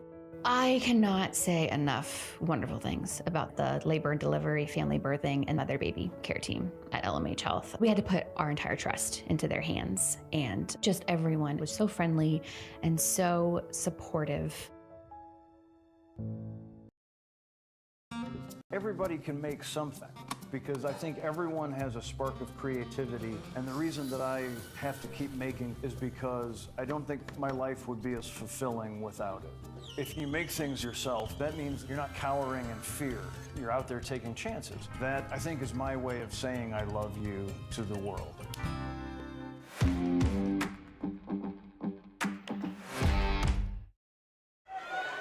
Right back in Eudora Sports Live. Dylan Vanderveen, Hayden Harves right here with you on the 2nd and 17. They're going to pass it as Miller has got some space. He'll take it himself, and he's going to get some extra yardage as he cut the corner. And it looks like he stepped out right around what is going to be the 36-yard line. So a good pickup that time with 16. Yeah, it certainly gives them options. We talked about it a second ago. They now have no timeouts left. We were curious if they were going to just play to halftime or maybe play for a field goal. We don't know exactly what their kicking situation looks like, but 36-yard line, 26 seconds. If you're able to work the sidelines, you could get a field goal attempt in or just start taking shots to the end zone. 3rd down and 2. Worried about the first down here first, as they will get at least that. And making the play again for Eudora was Hubler over there, making the catch, and Keegan Folk, the wide receiver for Spring Hill. So now 18 seconds. Gonna have to hurry to the line here, and you would think it's gonna be a spike, but no, they're set up in shotgun. Pistol formation as he takes the ball in. Miller. Another penalty is gonna be called, and it's gonna be holding against Spring Hill. Steps out of bounds with 5 seconds left at what is marked down at the 22. But number 67 for Spring Hill, that'll be Clayton Meek, who looks like he got pretty much all of Golay for Eudora and pretty much tackled him down. And a veteran move by Miller, to his credit, to just get out of bounds as soon as he realized the flag came out. Just keep as much time on the clock as possible. But at this point, say you've got time for one more play left with those 5 seconds. Not a whole lot you can do. To the end zone now. Right, just try to score. If you throw an interception, as long as it doesn't get run back, it's not going to cost you anything. May get to see the arm uncorked here. And it doesn't look like Miller, the quarterback, in. Never mind, he is coming in.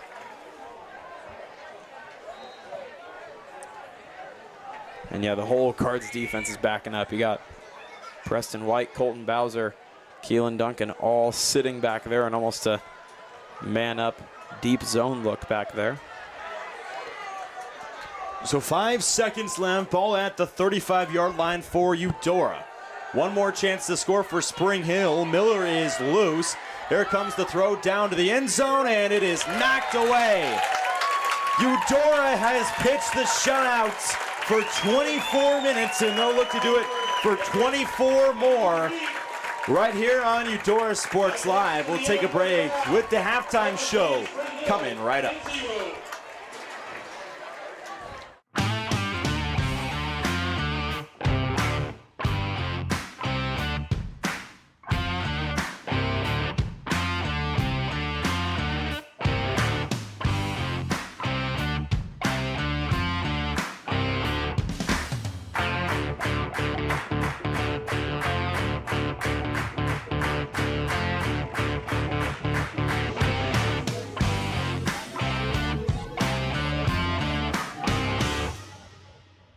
Are you looking for a trusted partner in pet care? Look no further than Eudora Animal Hospital, proudly serving Eudora and the surrounding area since 1975. Eudora Animal Hospital offers a wide range of services, including wellness exams, surgeries, routine vaccinations, and emergency care. I just want to thank everybody in the community for trusting us with the care of their animals, and go Dogs! Schedule an appointment by calling 785-542-3265 or visit eudoravet.com. At Fort Scott Community College, we understand that a scary part of figuring out your future isn't only answering the question, what should I do, but where do I belong? Maybe you belong here, studying animal science or learning about farm and ranch management. Maybe you belong here as part of Hounds Hoops on the hardwood. I don't know where you've been or where you're headed, but I know we're saving a spot for you because you belong at Fort Scott Community College. More time before you wake up in the wild. Our natural world needs us now. Step by step, side by side, together, we can find a way to ensure that all life on Earth can thrive. To learn more about how you can help protect and conserve nature, visit nature.org. Your home for live, local sports. Varsity Sports Live delivers professional level coverage with high-quality video and broadcasters that know your schools and community. Touchdown, Tonganoxie! With the support of local businesses, you never pay to watch varsity sports. Live, local, free high school sports coverage. That's Varsity Sports Live. Grass gets it away. Moore's down the middle. And he makes the catch in the end zone. Touchdown, Trojans!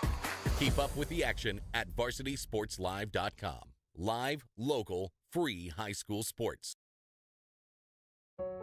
Charlie was born at LMH. We had a great team of nurses. Not only did they check in on us regularly, they always asked if we had questions, always made sure that we understood what was going on. I cannot say enough wonderful things about the labor and delivery, family birthing, and mother baby care team at LMH Health. We had to put our entire trust into their hands, and just everyone was so friendly and so supportive.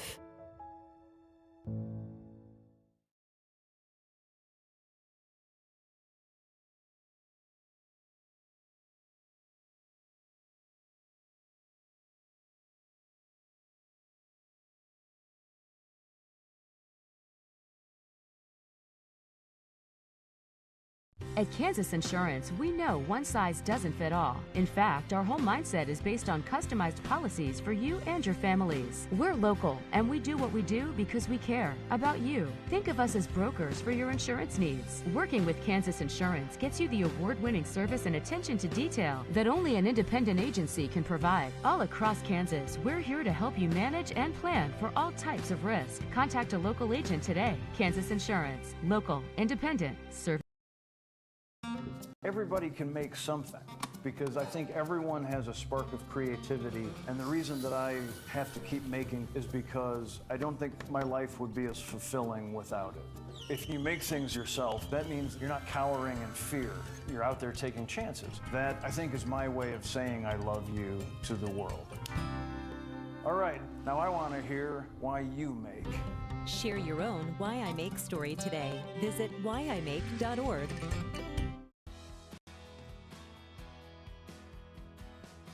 I used to drive an ambulance as an EMT, and I've always tried to be a safe driver.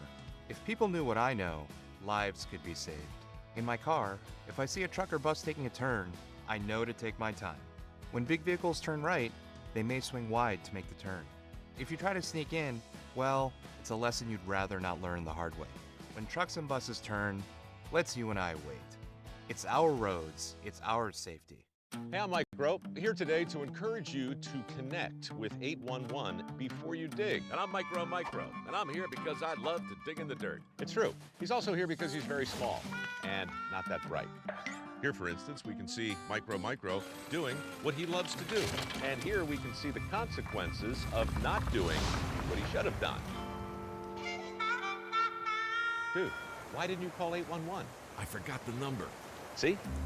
Not that bright. Number one, obviously, is safety. We definitely call 811 to find out if there are any buried lines, fiber optic, whether it be telephone or pipeline or anything. Don't take a chance. Don't think you know and say, well, I don't remember anything being put in there. Call 811 and make sure that that's identified, that there isn't something there before you make that crossing. Because in the end, we want everybody going home. For the best care for your pet, choose DeSoto Veterinary Clinic.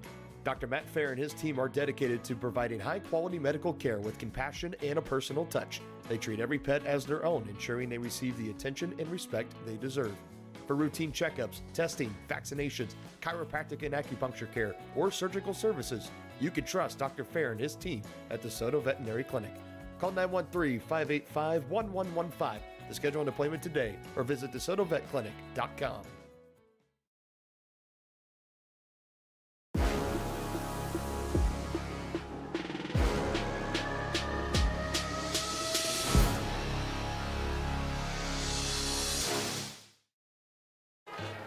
Welcome in here to the halftime show here on Eudora Sports Live. Is the halftime show brought to you by Attic Storage of Eudora. Attic offers climate-controlled units, RVs, and vehicle storage, plus clean, move-in ready spaces. As a veteran-owned, community-focused business, Attic features monitored 24/7 with friendly on-site managers. Rent, reserve, and pay online anytime at att-storage.com. And again, in here, Dylan Vanderveen, Hayden Harves on Eudora Sports Live. It is a 10-0 game right now in favor of the Eudora Cardinals, pulling off the shutout in the first half. You take it there to how we've gotten to this score. Is 7-0 start really early on after Eudora came out with their first drive. It was a 5-play drive, went down the length of the field to score that first touchdown and make it an early 7-0 lead.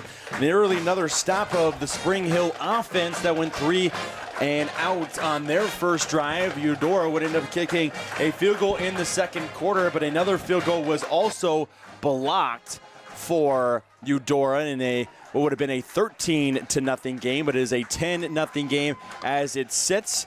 And Spring Hill really has not done anything with any time that they've had the ball, as the last one ended when they closed out the second quarter. The first 3 was a couple of punts and a turnover on downs, and that's where we sit right here, 10-0. Hayden, what have you kind of seen from this Eudora team to shut down a really good Spring Hill team who has dominated their first 2 games?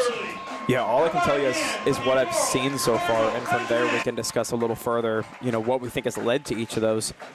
What I'm seeing is the Cardinals thoroughly controlling the point of attack, those trenches that we talk so much about, right? You say football's won and lost in the trenches, offensive and defensive linemen. On offense and defense, I'm seeing the Cards completely control the Broncos. On offense, they're able to run essentially wherever they want to. They've had a couple of select plays where the Broncos have gotten into the backfield, but aside from that, Cards have been able to walk forward at will. Grayson Moody and Keelan Duncan have had all kinds of room to run, whether it was left, right, up the middle. Even Cy Thomas, when he was holding on to the ball as a QB on read options, they've all had plenty of room. And then on defense, the guys up front on the defensive line have been opening up massive gaps for guys like Newt Schreiner and Mulvihill and some of those guys to get into the backfield. Elijah Klobes had a big tackle for loss earlier. It's been tough for the Broncos to get any kind of momentum rolling because it feels like the Cards are moving the ball easily on offense and then getting right back into their faces and putting pressure on them on defense. So it's been really tough for the Broncos to get rolling. I can't explain why the Cards have looked so good in the trenches. We've seen a little bit of that last week. Didn't see it a ton early on in week 1, but for whatever reason, they have looked phenomenal in the trenches, and then the guys in the secondary are playing hard and fast too. I think the Broncos have just been kind of gasping for air to this point. It does look like the kind of game they can very manageably fight back into if they make a couple of little adjustments and things of that manner. If that last complete drive from the Cards could have scored and it was 17-0, I think we'd be looking at a very different outlook for the Broncos, a lot more desperate. But 10-0, if they can come out and make some good adjustments, have a good opening drive, they will receive to start the second half. So I think it's very possible for them to get back into this. But yeah, can't necessarily explain the why, but we are seeing a dominant Cardinals team to this point in the night, Dylan. Yeah, it's been really, really good stuff from the Cardinals. They've controlled the offensive line, especially has controlled this game for Eudora.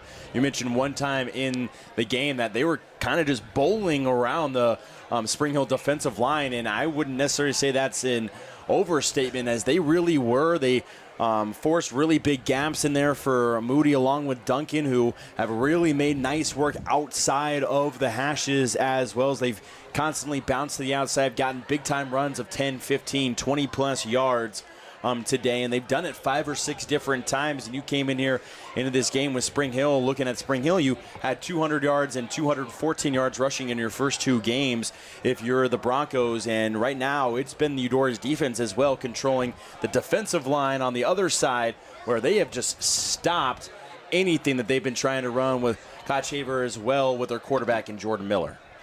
Yeah, I keep trying to think of easy ways that the Broncos can get themselves right back into this.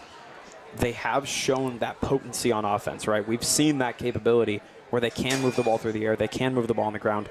The Cards have kind of been living and dying by that razor's edge of those guys who are blitzing into the backfield, holding on and keeping those sacks happening, right? When you saw Klobes did that a couple times, Newt Schreiner had a couple, Bryce Mulvihill had one really good one. Those moments where somebody gets their hands on quarterback Jordan Miller and they're able to hold on to him just long enough for help to arrive, if Jordan Miller's able to spin out of that, he's likely got someone open downfield. So it really has been kind of a razor's edge performance for the Cards, which makes me not feel comfortable at all at 10-0. But it is an extremely optimistic viewpoint that I didn't necessarily expect to have at halftime today. The Broncos, we know we're going to come out swinging. We know they're going to come out looking good. But if I'm Coach Drew Steffen of the Cards, I'm going to be feeling really, really good about the effort we put in that first half.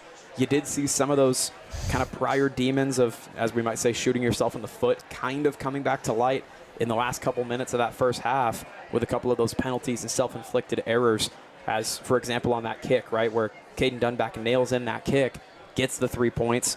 You have the penalty that turns it into 4th and 2. You go for the 4th and 2.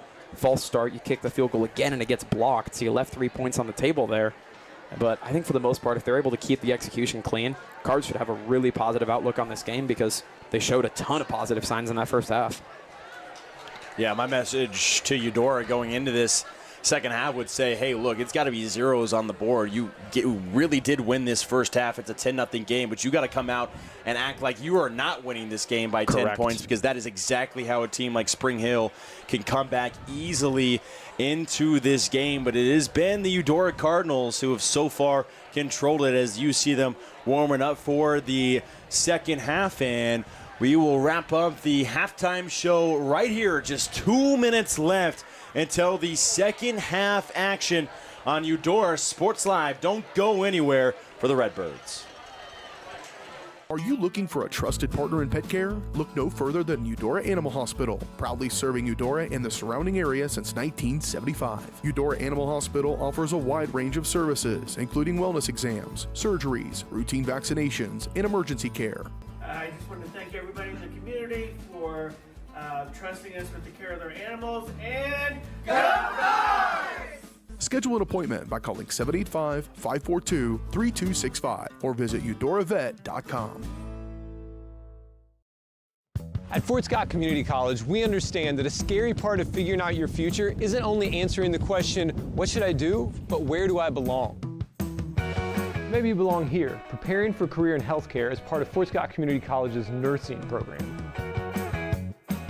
Or maybe you belong on stage as part of the Hounds band or theater department. I don't know where you've been or where you're headed, but I know we're saving a spot for you because you belong at Fort Scott Community College. What would happen if I had to pick up the phone, call 911 for one of my family members or one of my neighbors? What would I do if no one was on the other end to respond? What if there was no 911? So you can be a part of the solution. Anybody can be a firefighter. Male, female, younger, older. We have school teachers. We have leaders in business. Is me, you, anyone that wants to be. There is no typical firefighter.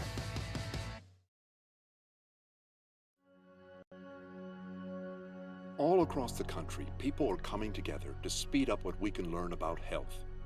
The All of Us Research Program is calling on 1 million people to join us as we try to change the future of health. For your family, for future generations, for all of us. Visit joinallofus.org and find out how you can become 1 in a million.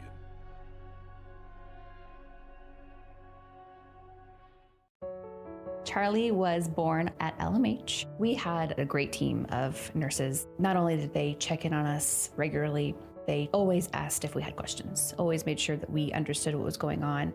I cannot say enough wonderful things about the labor and delivery, family birthing, and mother baby care team at LMH Health. We had to put our entire trust into their hands, and just everyone was so friendly and so supportive.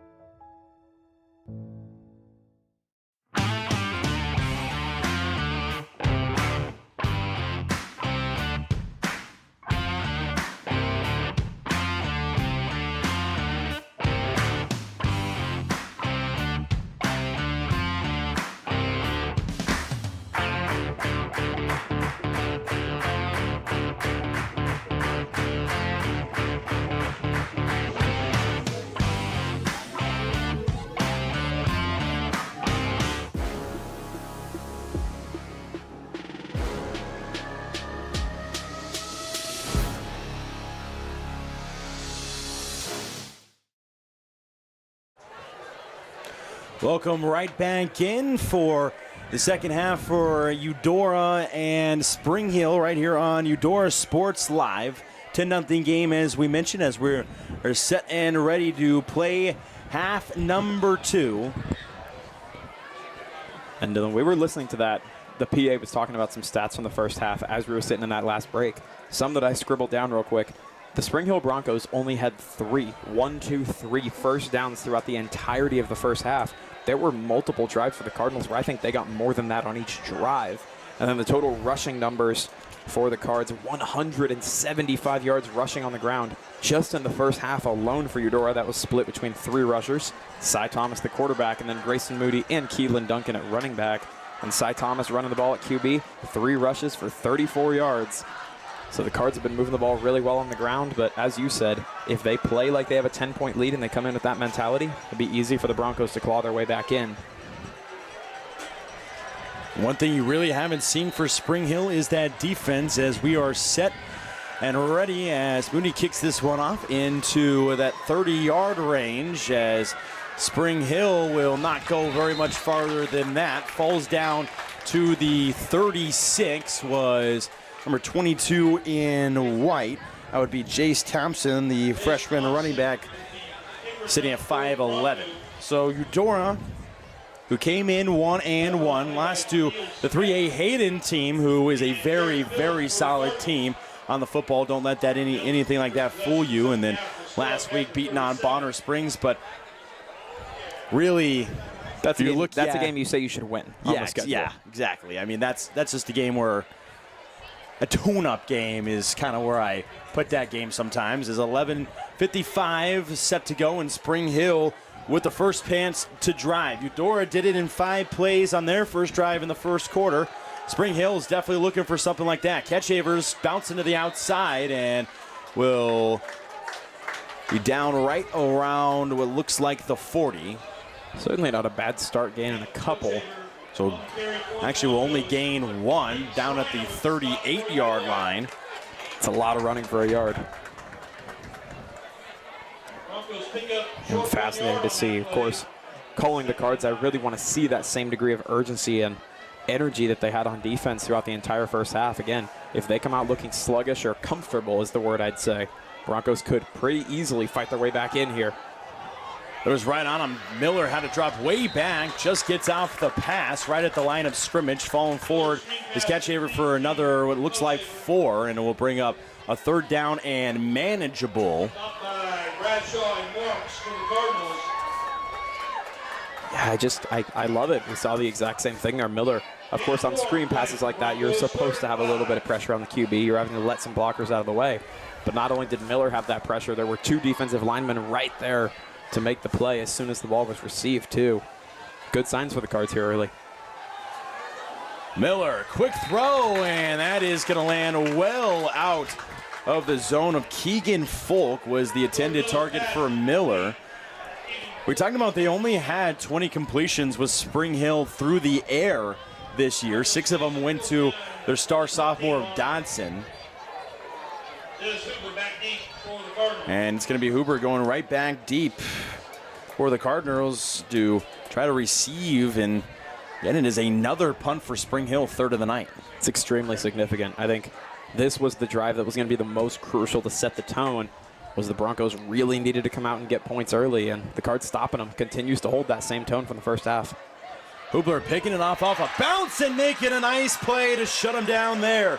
Cameron Wells made sure he wasn't going any far forward, and the junior makes the play to shut down Eudora in what you call that dread zone at the 14.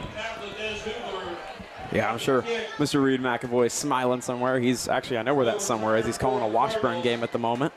Saddened that he wasn't able to be here, but yeah, that dread zone sitting deep in it right now where the Cards, they are sitting at about the 14-yard line, it looks like. So not near as far back as they were that first time. Have a little bit of room to work, but definitely still a chance for the Broncos to pin their ears back and get the ball back here. Back at the 14, another quick handoff. Worked really well in that first half. Pitching that back to the quarterback in Thomas and getting extra yardage. It was a really heads-up play to recognize for Moody to get even extra yardage on that, as it turned in from really a no-gain play to what looks like a gain of 5. Yeah, it looked like nothing. Those two have been playing together for long enough. There's a little bit of a connection there. You could tell Moody almost tried to get himself turning back towards Cy Thomas to kind of make eye contact with him and say, here, take it. Heads up play by Thomas and Moody there to turn bad into fairly manageable. Second down and short.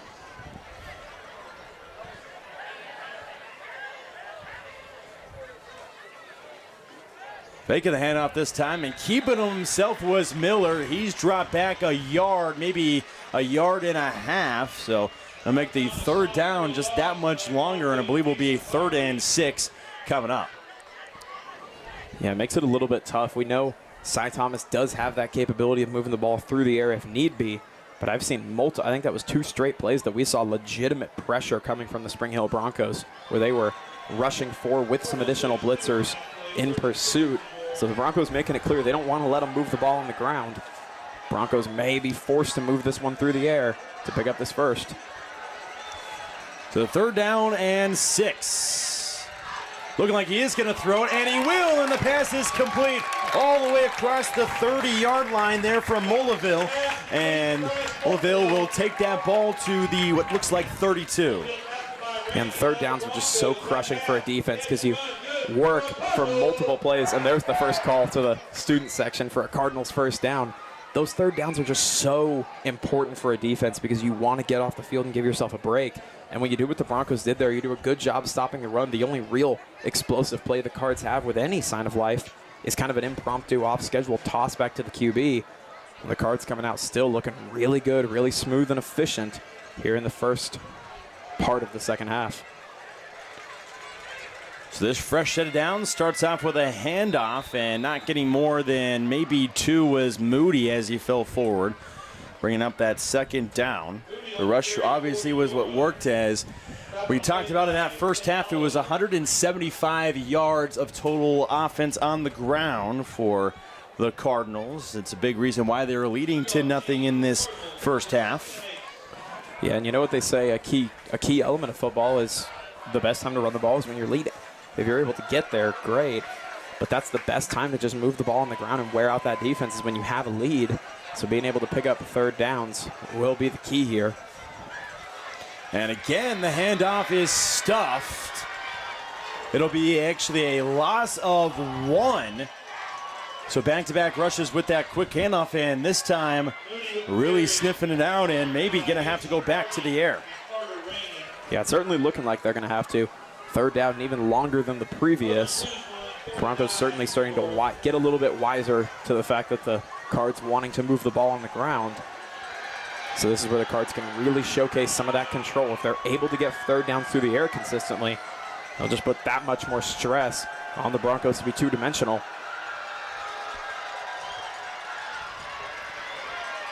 Running for his life is Thomas. He somehow gets away, and the ball's on the ground, recovered by the Cardinals. It would technically be over the 1st down mark. It was recovered by White, number 5 in red. And that is enough for a 1st down for Eudora. So from a stability standpoint, I can't necessarily say I love it that the first downs have been kind of fortunate coincidences that have fallen for the Cards, but at the same time, you're putting yourself in good position. Cy Thomas had half of that first down yardage before the fumble. And of course, a quarterback fighting for the ball always leaves the ball in somewhat jeopardy. But this is just tough on the Broncos. We're running through so much clock, almost halfway through the third quarter here, and the Broncos have yet to get back off the field. Just over 7 minutes left to play in this third quarter.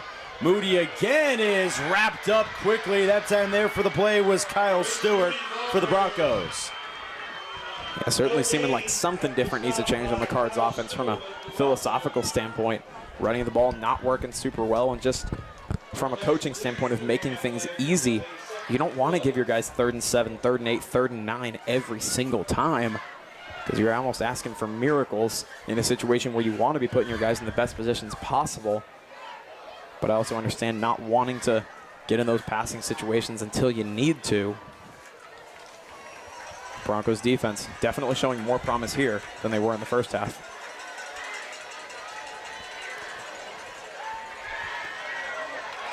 Here he goes again, across midfield. It's Thomas taking it across the 35, deep into Spring Hill territory. And it is Cy Thomas who has led this Cardinals offense all night. Yeah, we made the comment earlier that he had been really effective on the ground in the first half. And now the fact that the Broncos, again, it just feels like this weight has stayed on their chest. You struggle to stop the run in the first half. You come out in the second half and you're stopping Moody really effectively. But Cy Thomas is just keeping it himself and getting yards anyways. So it's really tough on this defense. That D-line already sitting in that position with hands on hips, just starting to breathe heavy and struggle a little bit. And you don't want your defensive line laboring with a whole quarter and a half of ball to go. But the Cards looking really strong here through the third. That ball is coughed up, and I believe it might be recovered by Spring Hill. White looked like they were on top of it first. And will actually end up being recovered by Eudora. It looked like Spring Hill might have had the first jump on it, and it ends up with red. So another fortunate one where it's the third time in this game that Eudora has coughed up the football and gotten it back. Yeah, it's just a stat that doesn't usually fall your way very often. So it's been fortunate tonight for the Cards for sure. And Coach Stephan definitely not pleased with it. You never want to cough up opportunities, even if you're getting them back, because it's just a matter of time until that fumble doesn't come up your way. And it just feels like the Broncos have been much better prepared here through the second half. Just makes me think the Cards scoring on this possession is that much more important, because the Broncos look more prepared and more hungry to go get points on the board on their own right. Well, with 5:35 left to go in the third quarter, we'll step away quickly, but it's Eudora looking to score again. Charlie was born at LMH. We had a great team of nurses. Not only did they check in on us regularly, they always asked if we had questions, always made sure that we understood what was going on. I cannot say enough wonderful things about the labor and delivery, family birthing, and mother baby care team at LMH Health. We had to put our entire trust into their hands, and just everyone was so friendly and so supportive. Are you looking for a trusted partner in pet care? Look no further than Eudora Animal Hospital, proudly serving Eudora and the surrounding area since 1975. Eudora Animal Hospital offers a wide range of services, including wellness exams, surgeries, routine vaccinations, and emergency care. I just want to thank everybody in the community for trusting us with the care of their animals, and go Cards! Schedule an appointment by calling 785-542-3265 or visit eudoravet.com.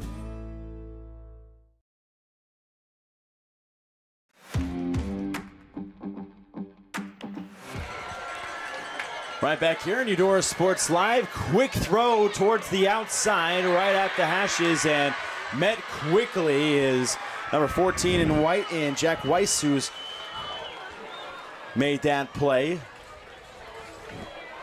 It's worth mentioning, we're sitting at the mid-30s for yarder line right now, sitting at the 36. I don't think we're in Caden Dunback's field goal range, but we are close to it. So certainly sitting at the point where if they're able to block for it and if they're able to get just a few yards on this third down, could be potential to trot out and try to get 3 more points. Thomas set to throw. He's going to take off again and not going to get back to maybe more than the line of scrimmage, possibly a 1-yard gain, but it regardless is a 4th down and long for the Cards. Now the question is it the field goal unit or the punting unit? I see Dunback coming out. I think a field goal would be pretty risky from this spot, and it will be a punt, it appears.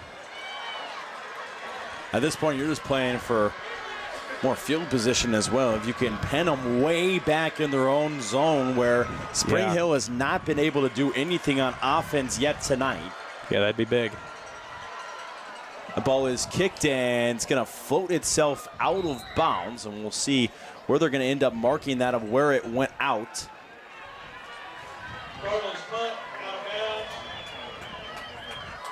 I believe that ball will be spotted at the 30 or 35. They're going to mark it what looks like the 17-yard line, so floated inbounds for maybe a little bit longer than what I thought it was, but they will be pinned down inside their own 20. So yet another dread zone drive for the Broncos here. Can't remember how many they've had tonight precisely, but it feels like it's been quite a few.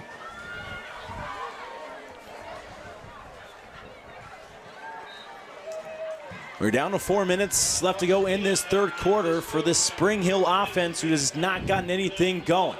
Miller hands it off to Dodson. He'll pump his way through for what looks like about 5. I think that was Bradshaw. Or was it Bradshaw? I thought it was 6. It was neither. It was Colton Bowser. There you go. Yeah, I think this drive really crucial for the Broncos. And of course, 10-0 again, not a massive lead, but as more time continues to drain away, if the Cards are able to have drives like that where you're able to get some first downs and run 4, 5, 6 minutes of clock and then just punt it away, you're putting the Broncos in a really tough spot where each time they get the ball and don't score, they're going to be that much more desperate to make something happen. So now it is in the hands of Dodson. He makes a couple miss and is finally dragged down past the 30. That'll be a first down for Spring Hill. Mark it officially at the 33-yard line on the catch from the sophomore. Yeah, I think it's really crucial for the Broncos to try to get some momentum here. But if the Cards defense is able to come up with yet another stop, this will put the Broncos in a really tough position. But they do look significantly more prepared and more ready to execute than they did in the first half. Dutch Avers going to get the ball this time, and I believe fall for about 1. A mountain of Cardinals right there for the tackle. They'll push it to 2nd down and 9. Now under 3 minutes left to play in the third quarter. 10-0 game. It was a touchdown in the first quarter, a field goal in the second.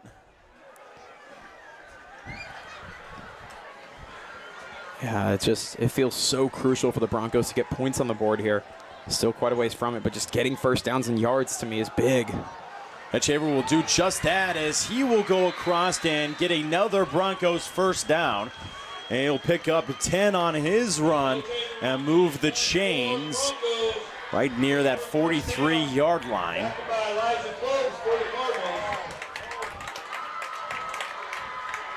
Looks like Bradshaw will come out and Ryan Osborne will check in.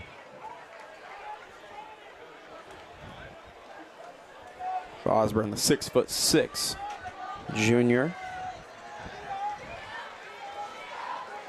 Making the handout to Kochaver, going to Dodson. He'll spin his way for about 6, possibly 7 for this Spring Hill offense as they're starting to feed the young sophomore of Dodson, who's been quiet all game long, and maybe that is the key to this offense right now for Spring Hill as they are at the 49. It was a gain of 6 for 2nd and 4. Miller handing off again. It is Dodson, bouncing to the outside and will be met on the Eudora side of midfield right at the 49-yard line. Simple gain of 2. And we'll bring up 3rd down and short. Yeah, I think we talked a lot in the first half about the point of attack and that battle in the trenches that the Cards were seeming to win, but now it seems to be the other way around. So far on this drive, at least, the Broncos have done a really good job on the first level of the defensive line winning that battle, to where the first time that a lot of Dodson's carries he's even been touched has been on the second level of the defense, which is exactly what you want there. All you got to do is make one man miss, and you're getting easily a 1st down and a bit more. Making the handoff, Miller takes it himself, trying to cut towards the corner and making a massive play for Eudora was number 24. And Colin Bowser right there to meet him and making the one-on-one stop. Yeah, that was big, and now this crowd is really amped up. They've been just watching this Spring Hill offense march down the field. That hit rejuvenated them quite a bit, it seems. As here, Osborne will check back out for Bradshaw. But man, these linebackers for Eudora have been flying around all night. Mulvihill, Bowser. 4th down and 2. Trying to maybe see if they can get Eudora the jump in. They actually snapped the ball, and Miller, it's going to be close. And right now, while they're marking it, it looks short. It does not look good from here. Of course, we have that Eudora line standing in front of us, so you never know for sure. But waiting on an official, single coach is celebrating now. Looks like the Cards may have made a stop here. Right now, it looks plenty, and Eudora looks like they will make the stop. Man, this Cards defense is amped up now. That drive for the Broncos, I mean, they ran almost the entire rest of the 3rd quarter off there. So now even if the Cards don't score here, let's say they run 2 minutes off the clock and then punt again, you've got 10 minutes left or so in the 4th quarter and you're down 10-0 still. Cards, that defensive stop was absolutely monumental for the Cards. It was really close, but the Cards do get the stop. Right there, the ball is loose. Spring Hill picks it up, going all the way back. Brooks Bayer is going to take the touchdown in for Spring Hill. Oh my goodness, this game just flipped on its head, Dylan. Hands on the heads for Eudora fans in the stands as the strip sack goes right into the hands of Brooks Bayer for Spring Hill. He picks it up and takes it all the way back 40 yards for the big touchdown, and a momentum changer in this game here, Hayden. Yeah, that's the kind of thing that can 100% change the direction this game goes. We were talking, it looked so appealing, and not only do the Broncos get the ball back, which you can almost live with, they score with it, and with the momentum shift, this is now essentially going to play out like an even ball game. Just when you thought Eudora had themselves a monumental stop, it's the Spring Hills defense coming out and showing off just like they did in the first 2 games. Quick break. We'll bring you right back. Eudora Sports Live. Are you looking for a trusted partner in pet care? Look no further than Eudora Animal Hospital, proudly serving Eudora and the surrounding area since 1975. Eudora Animal Hospital offers a wide range of services, including wellness exams, surgeries, routine vaccinations, and emergency care. I just want to thank everybody in the community for trusting us with the care of their animals, and go Dogs! Schedule an appointment by calling 785-542-3265 or visit eudoravet.com. At Fort Scott Community College, we understand that a scary part of figuring out your future isn't only answering the question, what should I do, but where do I belong? Maybe you belong here, preparing for a career in healthcare as part of Fort Scott Community College's nursing program. Or maybe you belong on stage as part of the Hounds.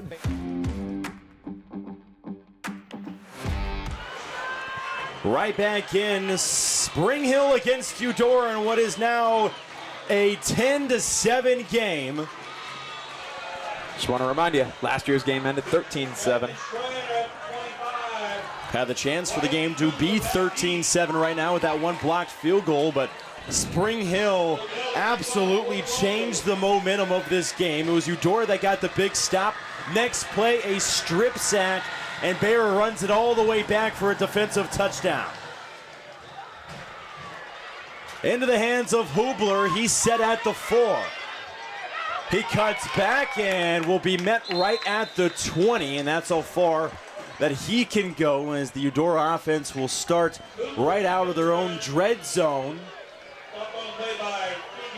15 seconds left of action in quarter number 3. But just like I said, as you thought it was just going to be a 10-0 game, Eudora was going to be able to milk the clock just a little bit more, and what was still a shutout, and then all of a sudden Spring Hill's defense, we've talked about so many times, getting that first big-time sack and stripping them for the touchdown. Yeah, it just comes down to capitalizing on opportunities. I mean, that was the first one they'd had all day, and that was the biggest play of the whole game so far.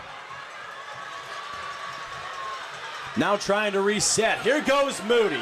He's across the 30, now to the 35, cuts back, keeps on going, and trucks across the 45-yard line before Spring Hill finally catches up to him. And I think that signals a very conscious mindset shift for the Cards. Grayson Moody could have kept the Jets on and run down the sideline and maybe gotten even more yardage, but instead he chooses to switch direction, head back in bounds into more contact just to keep the clock moving. That runs it to the end of the third quarter, but that's really big. I mean, just keeping the clock moving shows that the Cards are 100% playing to win this thing now.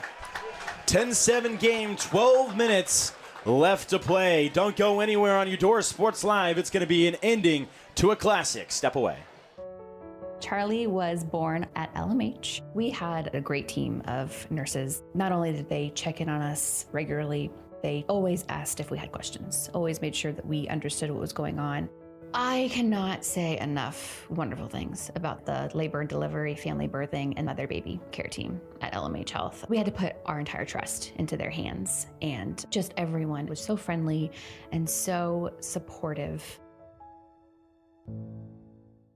Are you looking for a trusted partner in pet care? Look no further than Eudora Animal Hospital, proudly serving Eudora and the surrounding area since 1975. Eudora Animal Hospital offers a wide range of services, including wellness exams, surgeries, routine vaccinations, and emergency care. I just want to thank everybody in the community for trusting us with the care of their animals, and go Cards! Schedule an appointment by calling 785-542. Welcome back here on Eudora Sports Live. 10-7 game, 12 minutes left to play. It's the fourth quarter of action. And now the handoff will go for 1 yard to start out this fourth quarter. Goes right back to the player that they've called so many times in this game, in Grayson Moody. Just ran it all the way to the 45 from the 21. Yeah, it's been really, really big. I think at this point what's crucial, what feels crucial to me, is just finishing these drives with touchdowns. If you're able to score at this point, we're no longer in territory of trying to close out the game, I don't think. But you really need points at this point just to keep the Broncos at bay, because their offense looks a bit more alive now than it has all game. Trying to hop over a couple of bodies and was stuffed right there for Bryson Overhill. And really just had nowhere to go as he tried to hop over his own offensive lineman. And now what is a big, big third down for Eudora. Yeah, I think my biggest priority here, as much as you want to go get the first down, and you should still go for it, I think my biggest priority for these players, if I'm the coaching staff, no turnovers. Do not fumble the ball. Do not throw an interception. Just keep the momentum stagnant. If this gets stopped and you punt the ball away, it keeps this game in kind of a lock fest as it's been as of late. Set back to throw, completing it for a first down. Big completion to Mulvihill. And that's massive. That's the kind of thing that is truly backbreaking to a Bronco defense at this point in the game. It's getting late enough. You really need those stops whenever you can get them. And not only does that energize the Cards on the field that much more, also gives the coaching staff a boost, gets the crowd on your side that much more. This Bronco defense, at their most desperate point, gives up a big one. They've ran that exact play now twice over to Mulvihill, this time out to the left side. racing for the edge, and nearly getting there was Thomas as he's to the 36-yard line on what's a gain of 5. Oh, we got a down Cardinal out there at the moment. Looks to me maybe Preston White. He is picked up by Moody over there. It is Preston White, number 5, the wide receiver for this Cardinals team. Has caught a couple of important passes today. Maybe just cramped up, it looks. That limp turned into a light jog pretty quickly. Hopefully nothing of major substance there for White.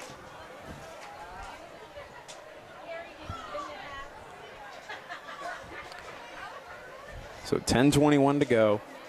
36-yard line for the Cards.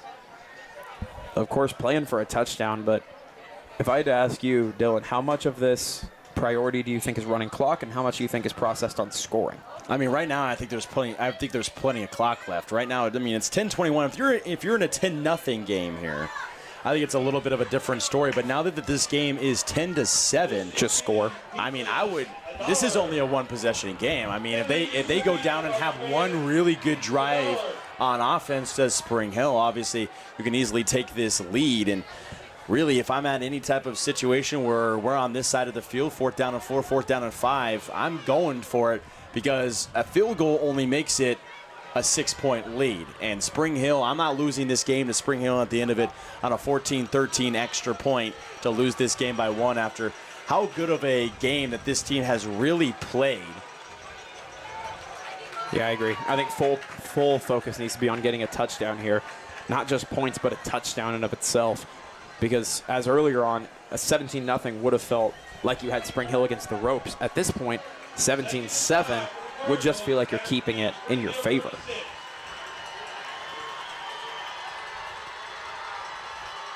So handing the ball off and getting it into Duncan, as Duncan will fall forward for a gain of 2. And it looks like we might have a change at QB at the moment.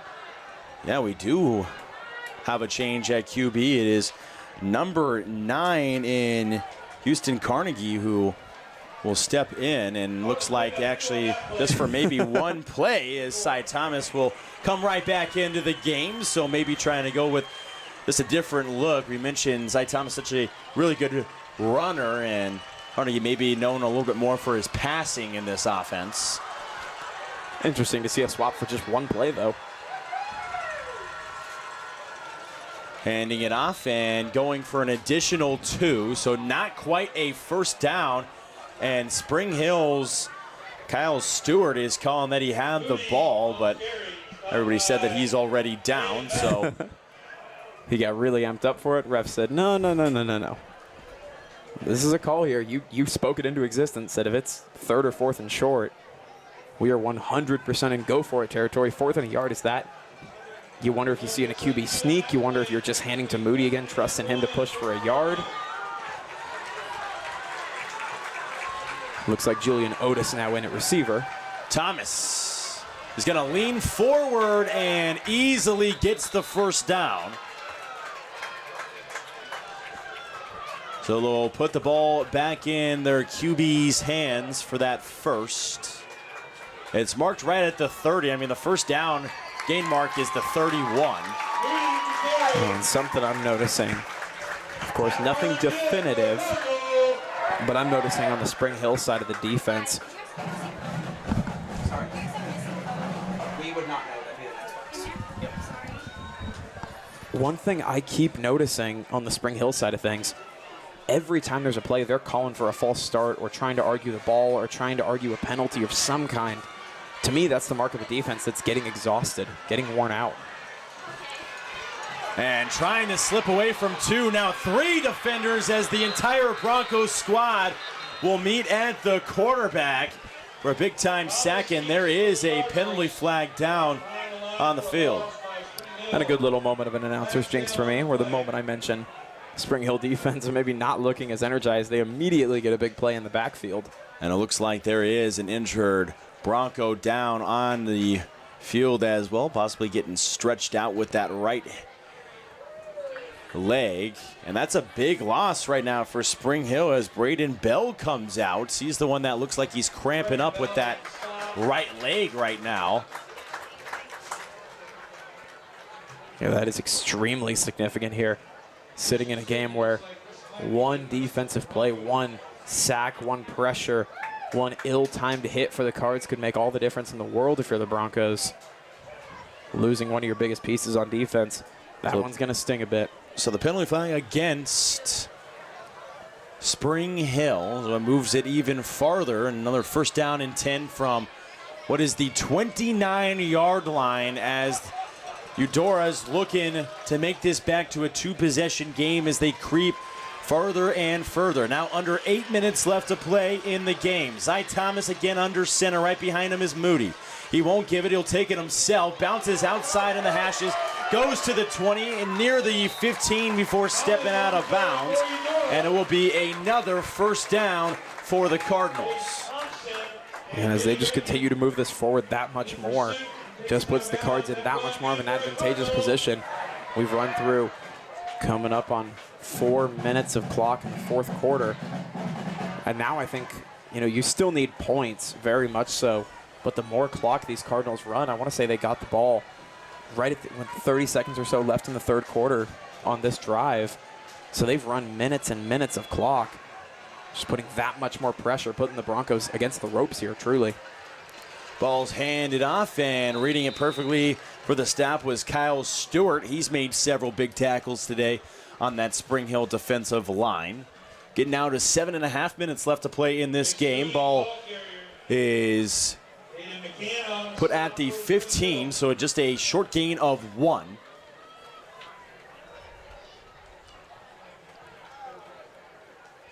Eudora was looking to go 2-1 on the season. Spring Hill looking to stay undefeated. Perfect so far at 2-0. Thomas takes that in. It's going to be either a false start or an offsides penalty here. Seems that it may be a false start. No, it's going to be an offsides penalty against Spring Hill, and it will move them again 5 yards closer.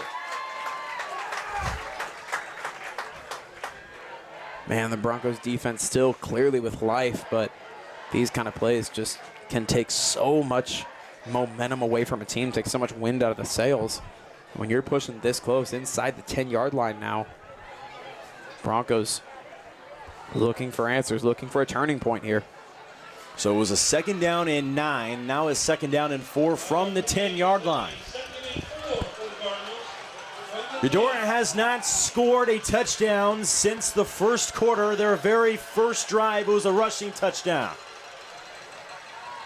Thomas flips it off to Moody. He'll bounce outside, cut inside towards the pylon. Touchdown, Broncos! Or Cardinals, excuse me. And the light show comes in again. Dylan, that one feels massive. That one feels really, really big at this point in the game. You mentioned earlier the Broncos were close to having their backs against the ropes before they made the strip sack and got the ball back. Are we in territory to say their backs are thoroughly against the ropes now? Their backs are thoroughly against the ropes as the Cardinals will score that touchdown. It's a 16-7 game as the extra point is ready to go up and be good, as it will be a big lead of 10 points now for Eudora. They had the 10-point lead, and now we'll have it yet again. Just a defensive touchdown for Spring Hill. Newt Schreiner, the holder, was almost looking for one more player. Was the holder Carnegie? And they might have to end up wasting this down, and it's going to be a delay of game. They're going to have to back it up. I'm not surprised they took the delay of game. You never want to, but if I'm Coach Stephan, I'm holding on to those timeouts. You think those could come in handy later in the game, in a game that's as gridlocked as this has been. Rather hold on to the timeout and put the longer extra point in the hands of Dunback, who's been very good so far today. That one is up, and it is good.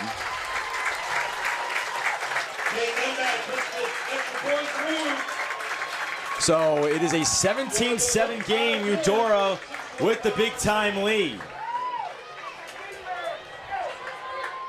We will step away here on the Eudora Sports Live broadcast. Come back with the rest of it. Charlie was born at LMH. We had a great team of nurses. Not only did they check in on us regularly, they always asked if we had questions, always made sure that we understood what was going on.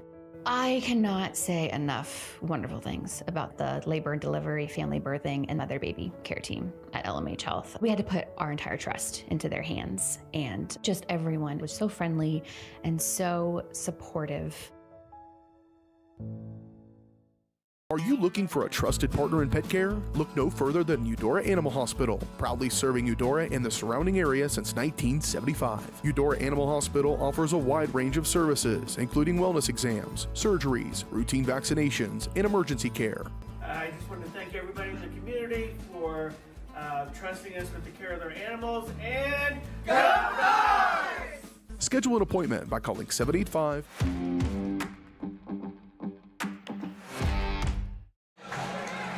Welcome back here for kickoff for the Cardinals as they lead 17-7.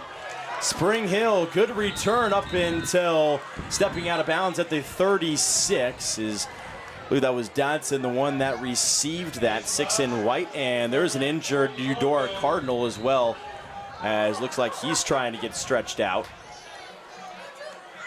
It's the line judge that's stretching him out right now. That's Keelan Duncan.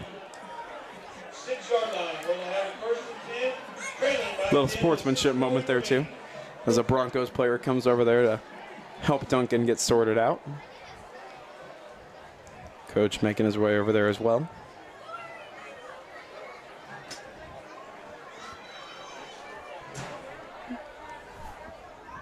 Man. 6 minutes and 40 seconds of time left. That's really just not a whole lot of time.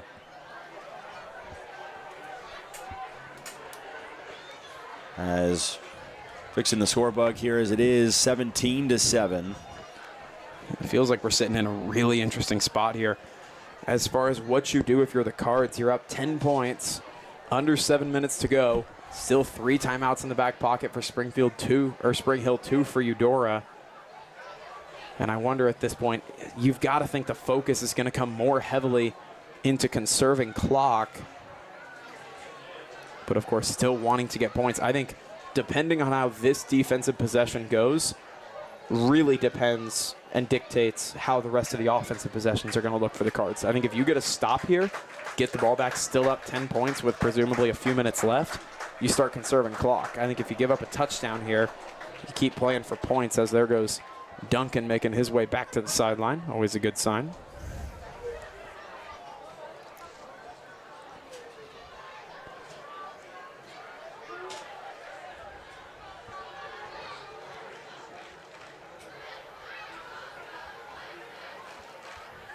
Almost trying to get a feel for how we think the rest of this game could play out. Feels like one of those games that, despite the points, feels like we've got something else coming. Just can't quite get a feel for what. Feels like there is something left on the scales to tip. You just got to wait and see for when that's going to be, when the big moment is, who's going to make it, which side it's going to go for. But this is always a rivalry in two teams that play each other really, really well consistently. As out comes the Bronco offense to try to start their comeback. Under 7 minutes to go here, Dylan.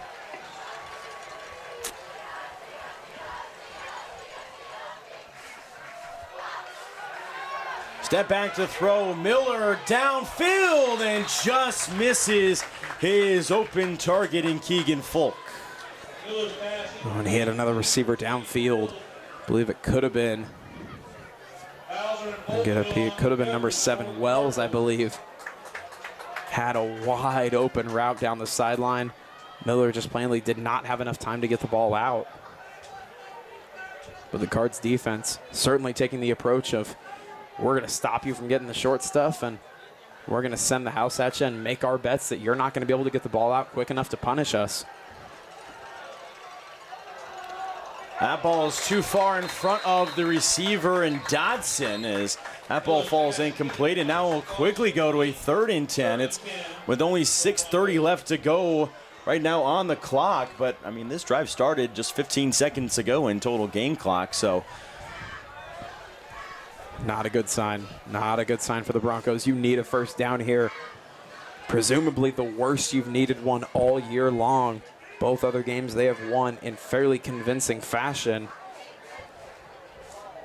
But here they find themselves gasping for air late.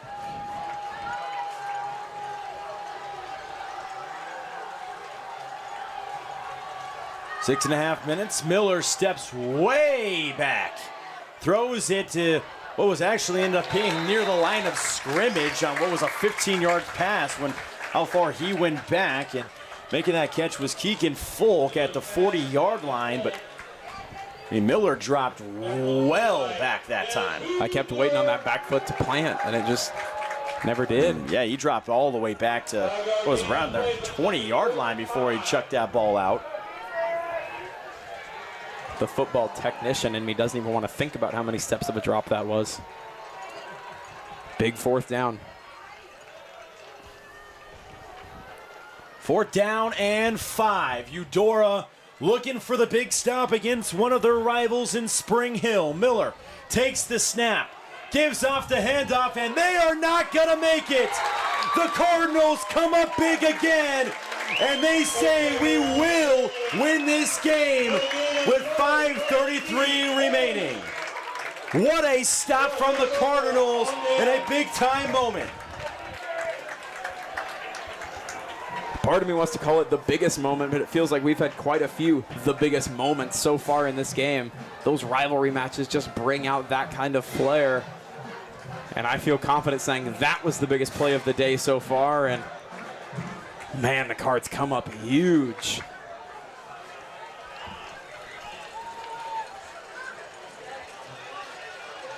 So now 5:33, and now it's really about just that clock management. As here goes Thomas. Thomas towards the 20, staying on his feet, all the way towards the 8, inside the Spring Hill 10. Inside Thomas is amped up. The quarterback who had all the yards earlier was moving the ball well on the ground, moving the ball well through the air, says I'll take it into my hands and try to put this game on ice. And just like that, the Cards find themselves inside the red zone, inside the 10-yard line. About 5 to go in the game. And if the Cards score here, this is about as good of a situation as you could have ever asked for as a Cards fan coming in tonight. Well, Cy Thomas doing a real nice job leading this team, flipping off to Mooney, who goes right up the middle, in for the touchdown for the Cards. Got it back.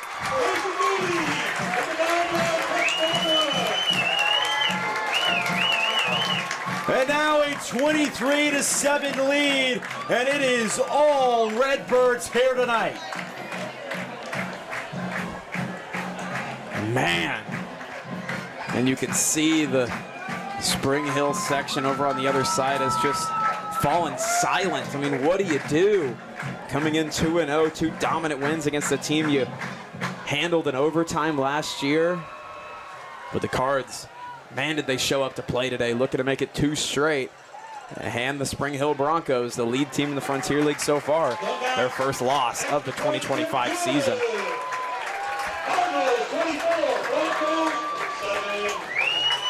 So now a 3-possession game, and don't think that extra point wasn't really big because that carried it from a 16-point lead to a 17-point lead, which makes that a 3-possession game, which is monstrous this late in this game, and now it is desperation time for Spring Hill. We'll step away on the broadcast, come back to it, but it is the Cardinals shocking the Broncos. At Fort Scott Community College, we understand that a scary part of figuring out your future isn't only answering the question, what should I do, but where do I belong? Maybe you belong here, studying animal science or learning about farm and ranch management. Maybe you belong here as part of Hounds Hoops on the hardwood. I don't know where you've been or where you're headed, but I know we're saving a spot for you because you belong at Fort Scott Community College. Charlie was born at LMH. We had a great team of nurses. Not only did they check in on us regularly, they always asked if we had questions, always made sure that we understood what was going on. I cannot say. Right back in, and is a 24-7 game. Spring Hill a little bit of trouble receiving that kickoff, and Dodson's trying to make his way around the corner, and he does. There goes Dodson down the sideline and stays in right around the 44 is where he steps out. So turns what was looking like disastrous field position into really solid field position for the Broncos. Yeah, now I think the main object we'll be watching on the approach for the Broncos here is what their method is, how you choose to attack what is now a massive deficit. I mean, I don't know. I'm just trying to think what methods you can take to start to chip away at this gap as they're looking at 17 points down at the moment. Still passing and going on this screen pass, and will be knocked down right around midfield. Maybe marked at the 49.5-yard line was Folk. He's been the main receiver on a lot of the targets today. Now keeping a 4.5 minutes, and if you're Spring Hill and you went back in this game, you've got to have their quick offense right now. And Miller was looking back to the side, and you gotta have these really set in order right now. You only got 4 minutes and 15 seconds left to play. If you want any chance of maybe trying to sneak back into this game, set at midfield, fakes the handoff. Miller looks like he was keeping it for himself the entire way, and he'll race himself to the sideline, picks up maybe one. Well, Dylan, something else I think that's worth mentioning is for an offense and a team that's used to winning so many of their games, you've got to think at the end of games in the fourth quarter like this, they're used to pacing themselves, not really having to rush, actually doing the opposite intentionally, taking their time and running clock off. Of course, you train these things during the week, but I've got to think it's been quite a while, likely the end of last season, since the Broncos have actually needed to rush to score points in any capacity. Less than 4 minutes, and now bouncing the outside on the far side and does get out of bounds. Inside the 45 now for Eudora. Miller to Folk again. Stopped by Colton Bowser.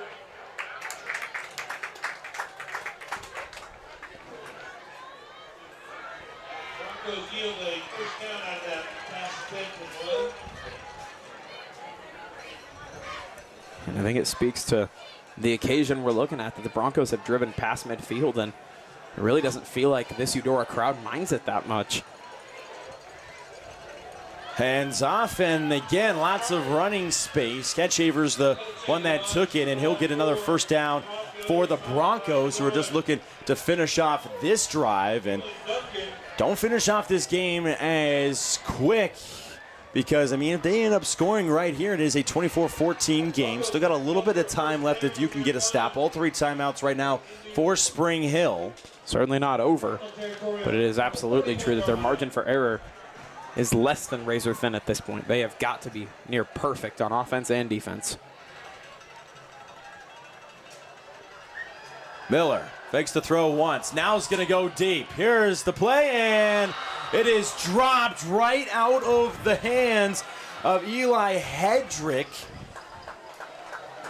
Oh, man, and if you're the quarterback, Jordan Miller, you got to be thinking, man, I put that on his hands. That was about as good throwing of a ball as you could ever have. That was right in the breadbasket. If you're quarterback Miller, who's had a lot of rogue throws here tonight, but that one right on the money. Yeah, just put it in a good spot. He had a gap between the 2 Card defenders and put it right on the money. Just pressure of the moment, bright lights in a tough spot. Unfortunate miss at an unfortunate time, Dylan. Colton Bowser also covered a lot of ground on that play to make it at least a little bit more difficult, making it more of a double team coverage. As again, it's Miller dropping well back near midfield right now. He's going to chuck it up. This is a 50-50 ball, and it is intercepted. No, and it's incomplete. Oh, that one. Oh, you've got hands up, hands on, helmets over on the Cards sideline. They know they're still looking in a good spot, but Colton Bowser knows he could have had the dagger right there. Still an impressive PBU, though. Bowser was really set underneath it when he chucked that ball and was going up for more of a Hail Mary looking pass. And really Miller, like I said, again, he backed all the way up from the 31-yard line and was all the way back at midfield on that play before he threw away that ball. Miller's going to hand it off this time. Ketchaver's going to go right up the middle, and he's going to end up getting a first down for Spring Hill. I mean, if I'm the Broncos, I'm probably running the ball again here just because you've had so many running lanes. You're close enough now. If you're able to get another gap and run for 10, 15 yards, you could break a tackle and score here. But the more time goes off, I know running the ball runs clock, but you got to do whatever you can do to score, and you've also got to hurry up a bit. They're still taking their time much more than you would want them to in a situation like this. In a situation like this, they are moving much too slow, just as you said, Hayden. I mean, with 2:40 now left to go, as they faked a handoff, faked a pitch. Miller's going to keep it himself. Really nice fake. Tries to go to the other side and meet him right there for the big-time stop. Again was number 7, and Bryce Mulvihill. Man, this Cards defense has just been all over the place tonight. And it doesn't help, as you said on that previous throw, when Miller backs up so far. It's not ideal to turn a 30-yard pass into a 50-yard pass. Just making things more difficult on yourself, and the Broncos have run about a minute of clock on these last couple plays. They've ran 35 seconds on the play clock on that play. As that's over to Folk. He's going to make the catch. It is going to be, looks like enough for a first down. But it's still in bounds. I can't understand. The offense looks good. They're making good plays, but this drive has taken about 3 times as long as it should have. I mean, now they just ran the hurry-up offense on this play, but it might be too late. I mean, a minute 38 seconds. If you're more likely playing this drive as, hey, we want to put together a really good drive at the end of this game, maybe, because they were not in really a hustle formation to really make this even close to a game again. And you got to think, what does that do for the Cards' morale? I mean, for these Cards players who essentially watched this Bronco team that looked so dominant. Again, we literally said David versus Goliath earlier. What does it do for the Cards to watch this big, bad monster in Spring Hill almost curl up and just play to get a score and make it look better late in the fourth quarter? You broke this team, it seems. And the Cards players on the sideline certainly showing it. They're excited.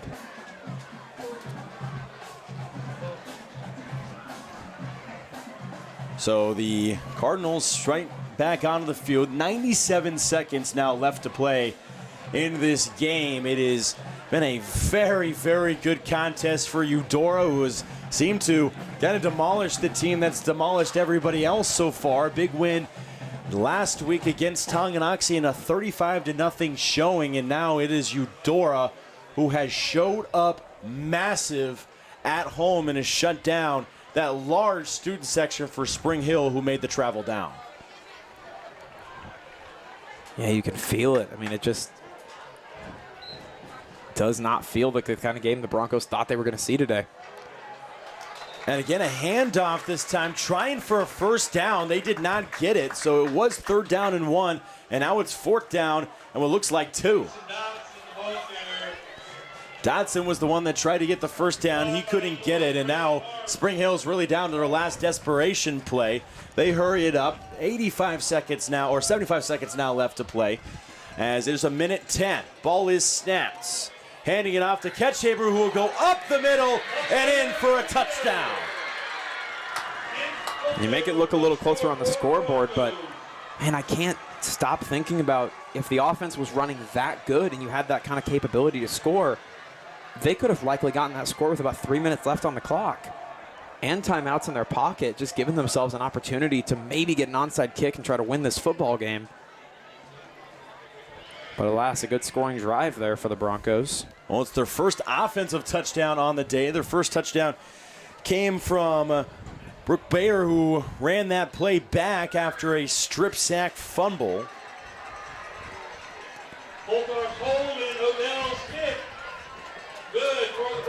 So Odell kicks it good. It's 24-14. But now with just 65 seconds left, the options so limited for the Broncos.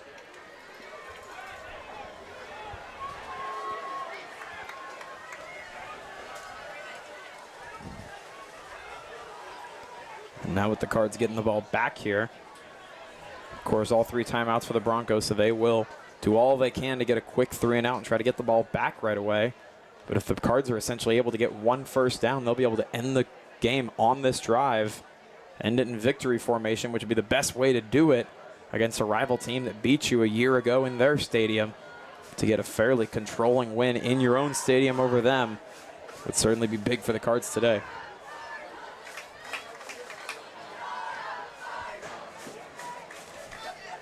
"65 seconds. Looks like they will line up for this kickoff, and more than likely will be a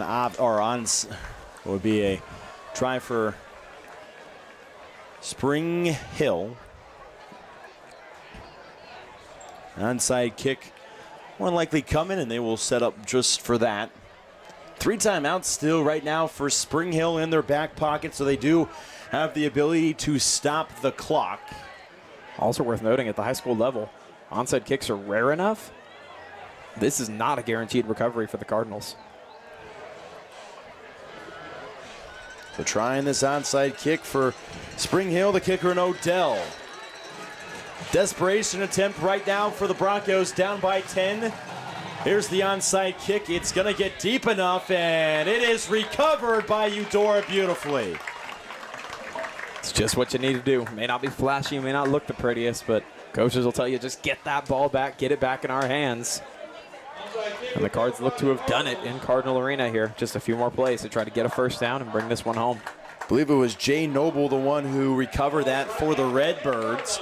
Getting really high praise from his coaching staff, making sure that he secures the ball for Eudora. It is 63 seconds now left to play. The ball is at the 49-yard line. We'll actually call it midfield, as the nose of the football right at midfield. Thomas gonna take it himself. He's got himself a blocker in front. He gets himself a first down, keeps on chugging.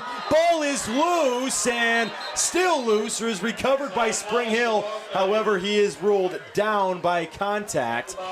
And Thomas is going to stretch himself out with 55 seconds.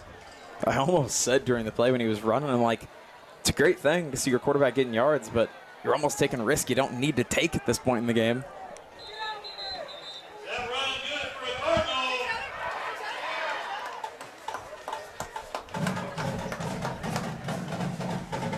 Man, I'm just still impressed. What a game we've seen today. So timeout obviously called. And really with that first down, really not a whole lot Spring Hill can do in this game. If it was a 1-score game, you could think about maybe a huge desperation chance, something like that could happen. But now what will be a first down and 10. You only got 52 clicks of the clock left. You can only stop it 2 more times if you're Spring Hill. So really the max time that you're going to give the ball back with is a couple. Maybe a couple of seconds, 2-3 seconds, and at that if point, that. 2-possession ball game even. So even if you do get the ball back, Cards have done their job, as we talked about those 2 Moody touchdowns late, just putting the game within reason to where even if you don't score on your drives, you can just run clock out and be okay. We've talked execution all year long, and the Cards today, to their credit, at full, have done just that.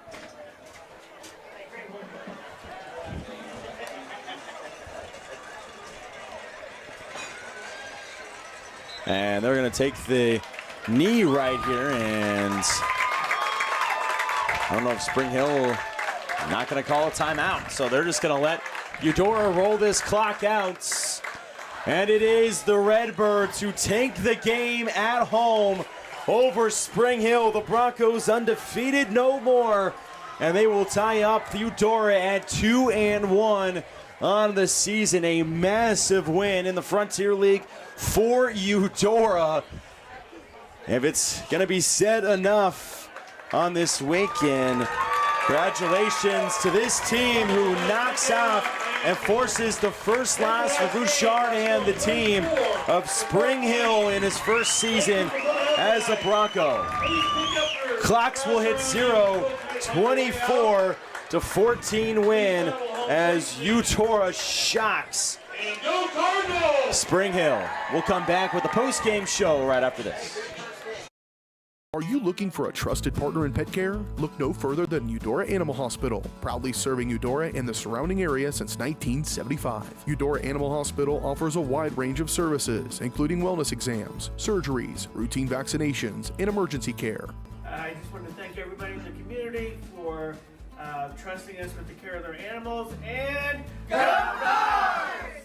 Schedule an appointment by calling 785-542-3265 or visit eudoravet.com. At Fort Scott Community College, we understand that a scary part of figuring out your future isn't only answering the question, what should I do, but where do I belong? Maybe you belong here, preparing for a career in healthcare as part of Fort Scott Community College's nursing program. Or maybe you belong on stage as part of the Hounds band or theater department. I don't know where you've been or where you're headed, but I know we're saving a spot for you because you belong at Fort Scott Community College.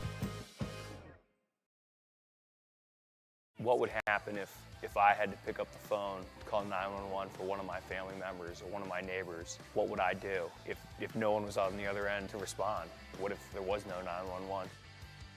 So you can be a part of the solution. Anybody can be a firefighter. Male, female, younger, older. We have school teachers. We have leaders in business. Is me, you, anyone that wants to be. There is no typical firefighter.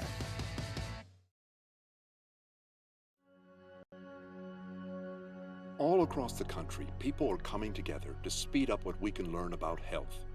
The All of Us Research Program is calling on 1 million people to join us as we try to change the future of health. For your family, for future generations, for all of us. Visit joinallofus.org and find out how you can become 1 in a million.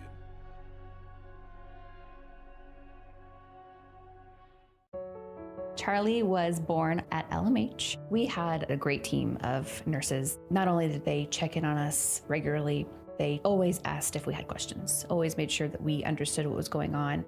I cannot say enough wonderful things about the labor and delivery, family birthing, and mother baby care team at LMH Health. We had to put our entire trust into their hands, and just everyone was so friendly and so supportive.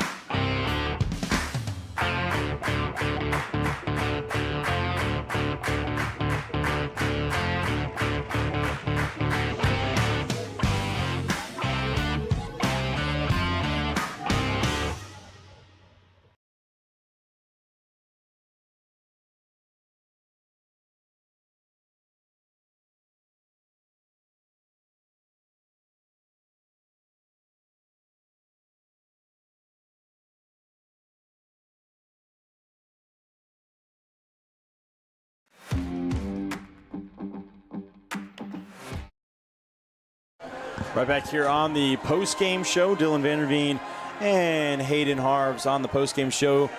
The post-game show brought to you by the Eudora Animal Hospital.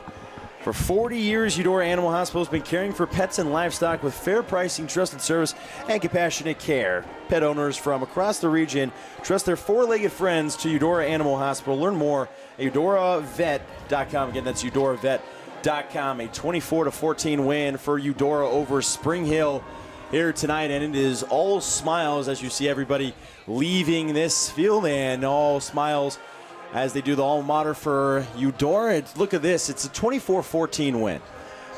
That is something where we were talking before the broadcast that it could be a tough one. It could be a really good challenge for Eudora, but if they came out here and played to their tone and played their type of game and were able to get rushing going with Moody and Cy Thomas, which is exactly what they did with Cy Thomas, and I mean, it turns out to be a win for Eudora. You said it perfectly right at the beginning of the game. The two things that they really need to do to come out here with a win is rush the football really good and control that clock as well and make sure that Spring Hill's limited on the times that they can get that ball. And with a 24-14 win, it was Spring Hill at the very end of the game that scored the offensive touchdown, but it was Eudora's defense that shut them down all night long. Yeah, it's really a huge credit to the Eudora defense that again, I briefly mentioned it on the broadcast at the moment. When Spring Hill did score that offensive touchdown late in the game, the general feel and reaction in the stadium on the Card side was, that's okay. Like, that's a testament to just how phenomenal the defense was today, that by the time that touchdown did get given up, you could tell they kind of felt like it was garbage time. They didn't really mind it that much. This was just stunning to me, not from a standpoint of I didn't think the Cardinals could do this, because we've talked all year long, if you've been listening here on Eudora Sports Live, about the signs of life this team has shown. We've been talking all the time about how explosive they've had potential to be on offense, how constricting this defense could be on their best days. We just had yet to see it all come to fruition. We had yet to see all those phases of the game, the special teams that had been an issue, and the offense that had been explosive at times but weren't really great at linking things up for an entire 48 minutes. We just kept seeing all of these flashes that weren't developing into a whole lot, and today they developed. I mean, this was, for 3 quarters, this was the full amalgamation of what we knew this team could be, and I think we just saw it against the team that we considered when we were setting up today, far and away the best team in the Frontier League. They punched them in the mouth early and got control and said, we're never going to give it back. So I think this was not only a statement for the Eudora Cardinals as a team, but also for the rest of the Frontier League as a whole. You look at a lot of those other teams at the top. You look at Tonganoxie, you look at Spring Hill, you look at Ottawa, who the Cardinals actually play next week, and this feels like a shot to them. This feels like a warning shot of this is what we're capable of doing when we play well. It's going to put a target on their back, puts them at 2-1. Got to think they're tied at the top of the Frontier League standings right now. This was just impressive on all fronts. The Broncos did gain some life at the end of the game, but I think at that point the Cards were truly just playing preventative ball to make sure they won this one. Weren't as focused on keeping that shutout and keeping that perfect game rolling, but just a phenomenal show today by the Cards. This was as good of a game as I have seen them play in the entire time I've been sitting here on the call since the beginning of last season. Oh, it is a 24-14 win, and Eudora gets a win that will be remembered around here for a little bit of time. Shout out to Reed McVoy on the broadcast. Your Cardinals won it. They won it out there, Reed, and you're celebrating over there at Washburn. And I haven't checked Washburn to see if they've won tonight, but hopefully they got a win over there as well. And it was great to work with you as well over there, Hayden. And thank you for letting me step on this Eudora broadcast and get to call what was an unbelievable win for the Cardinals. Again, 24-14 as we wrap it up here on Eudora Sports Live. I'm Dylan Vanderveen. He is Hayden Harms, and we are going to say good night and go Cards.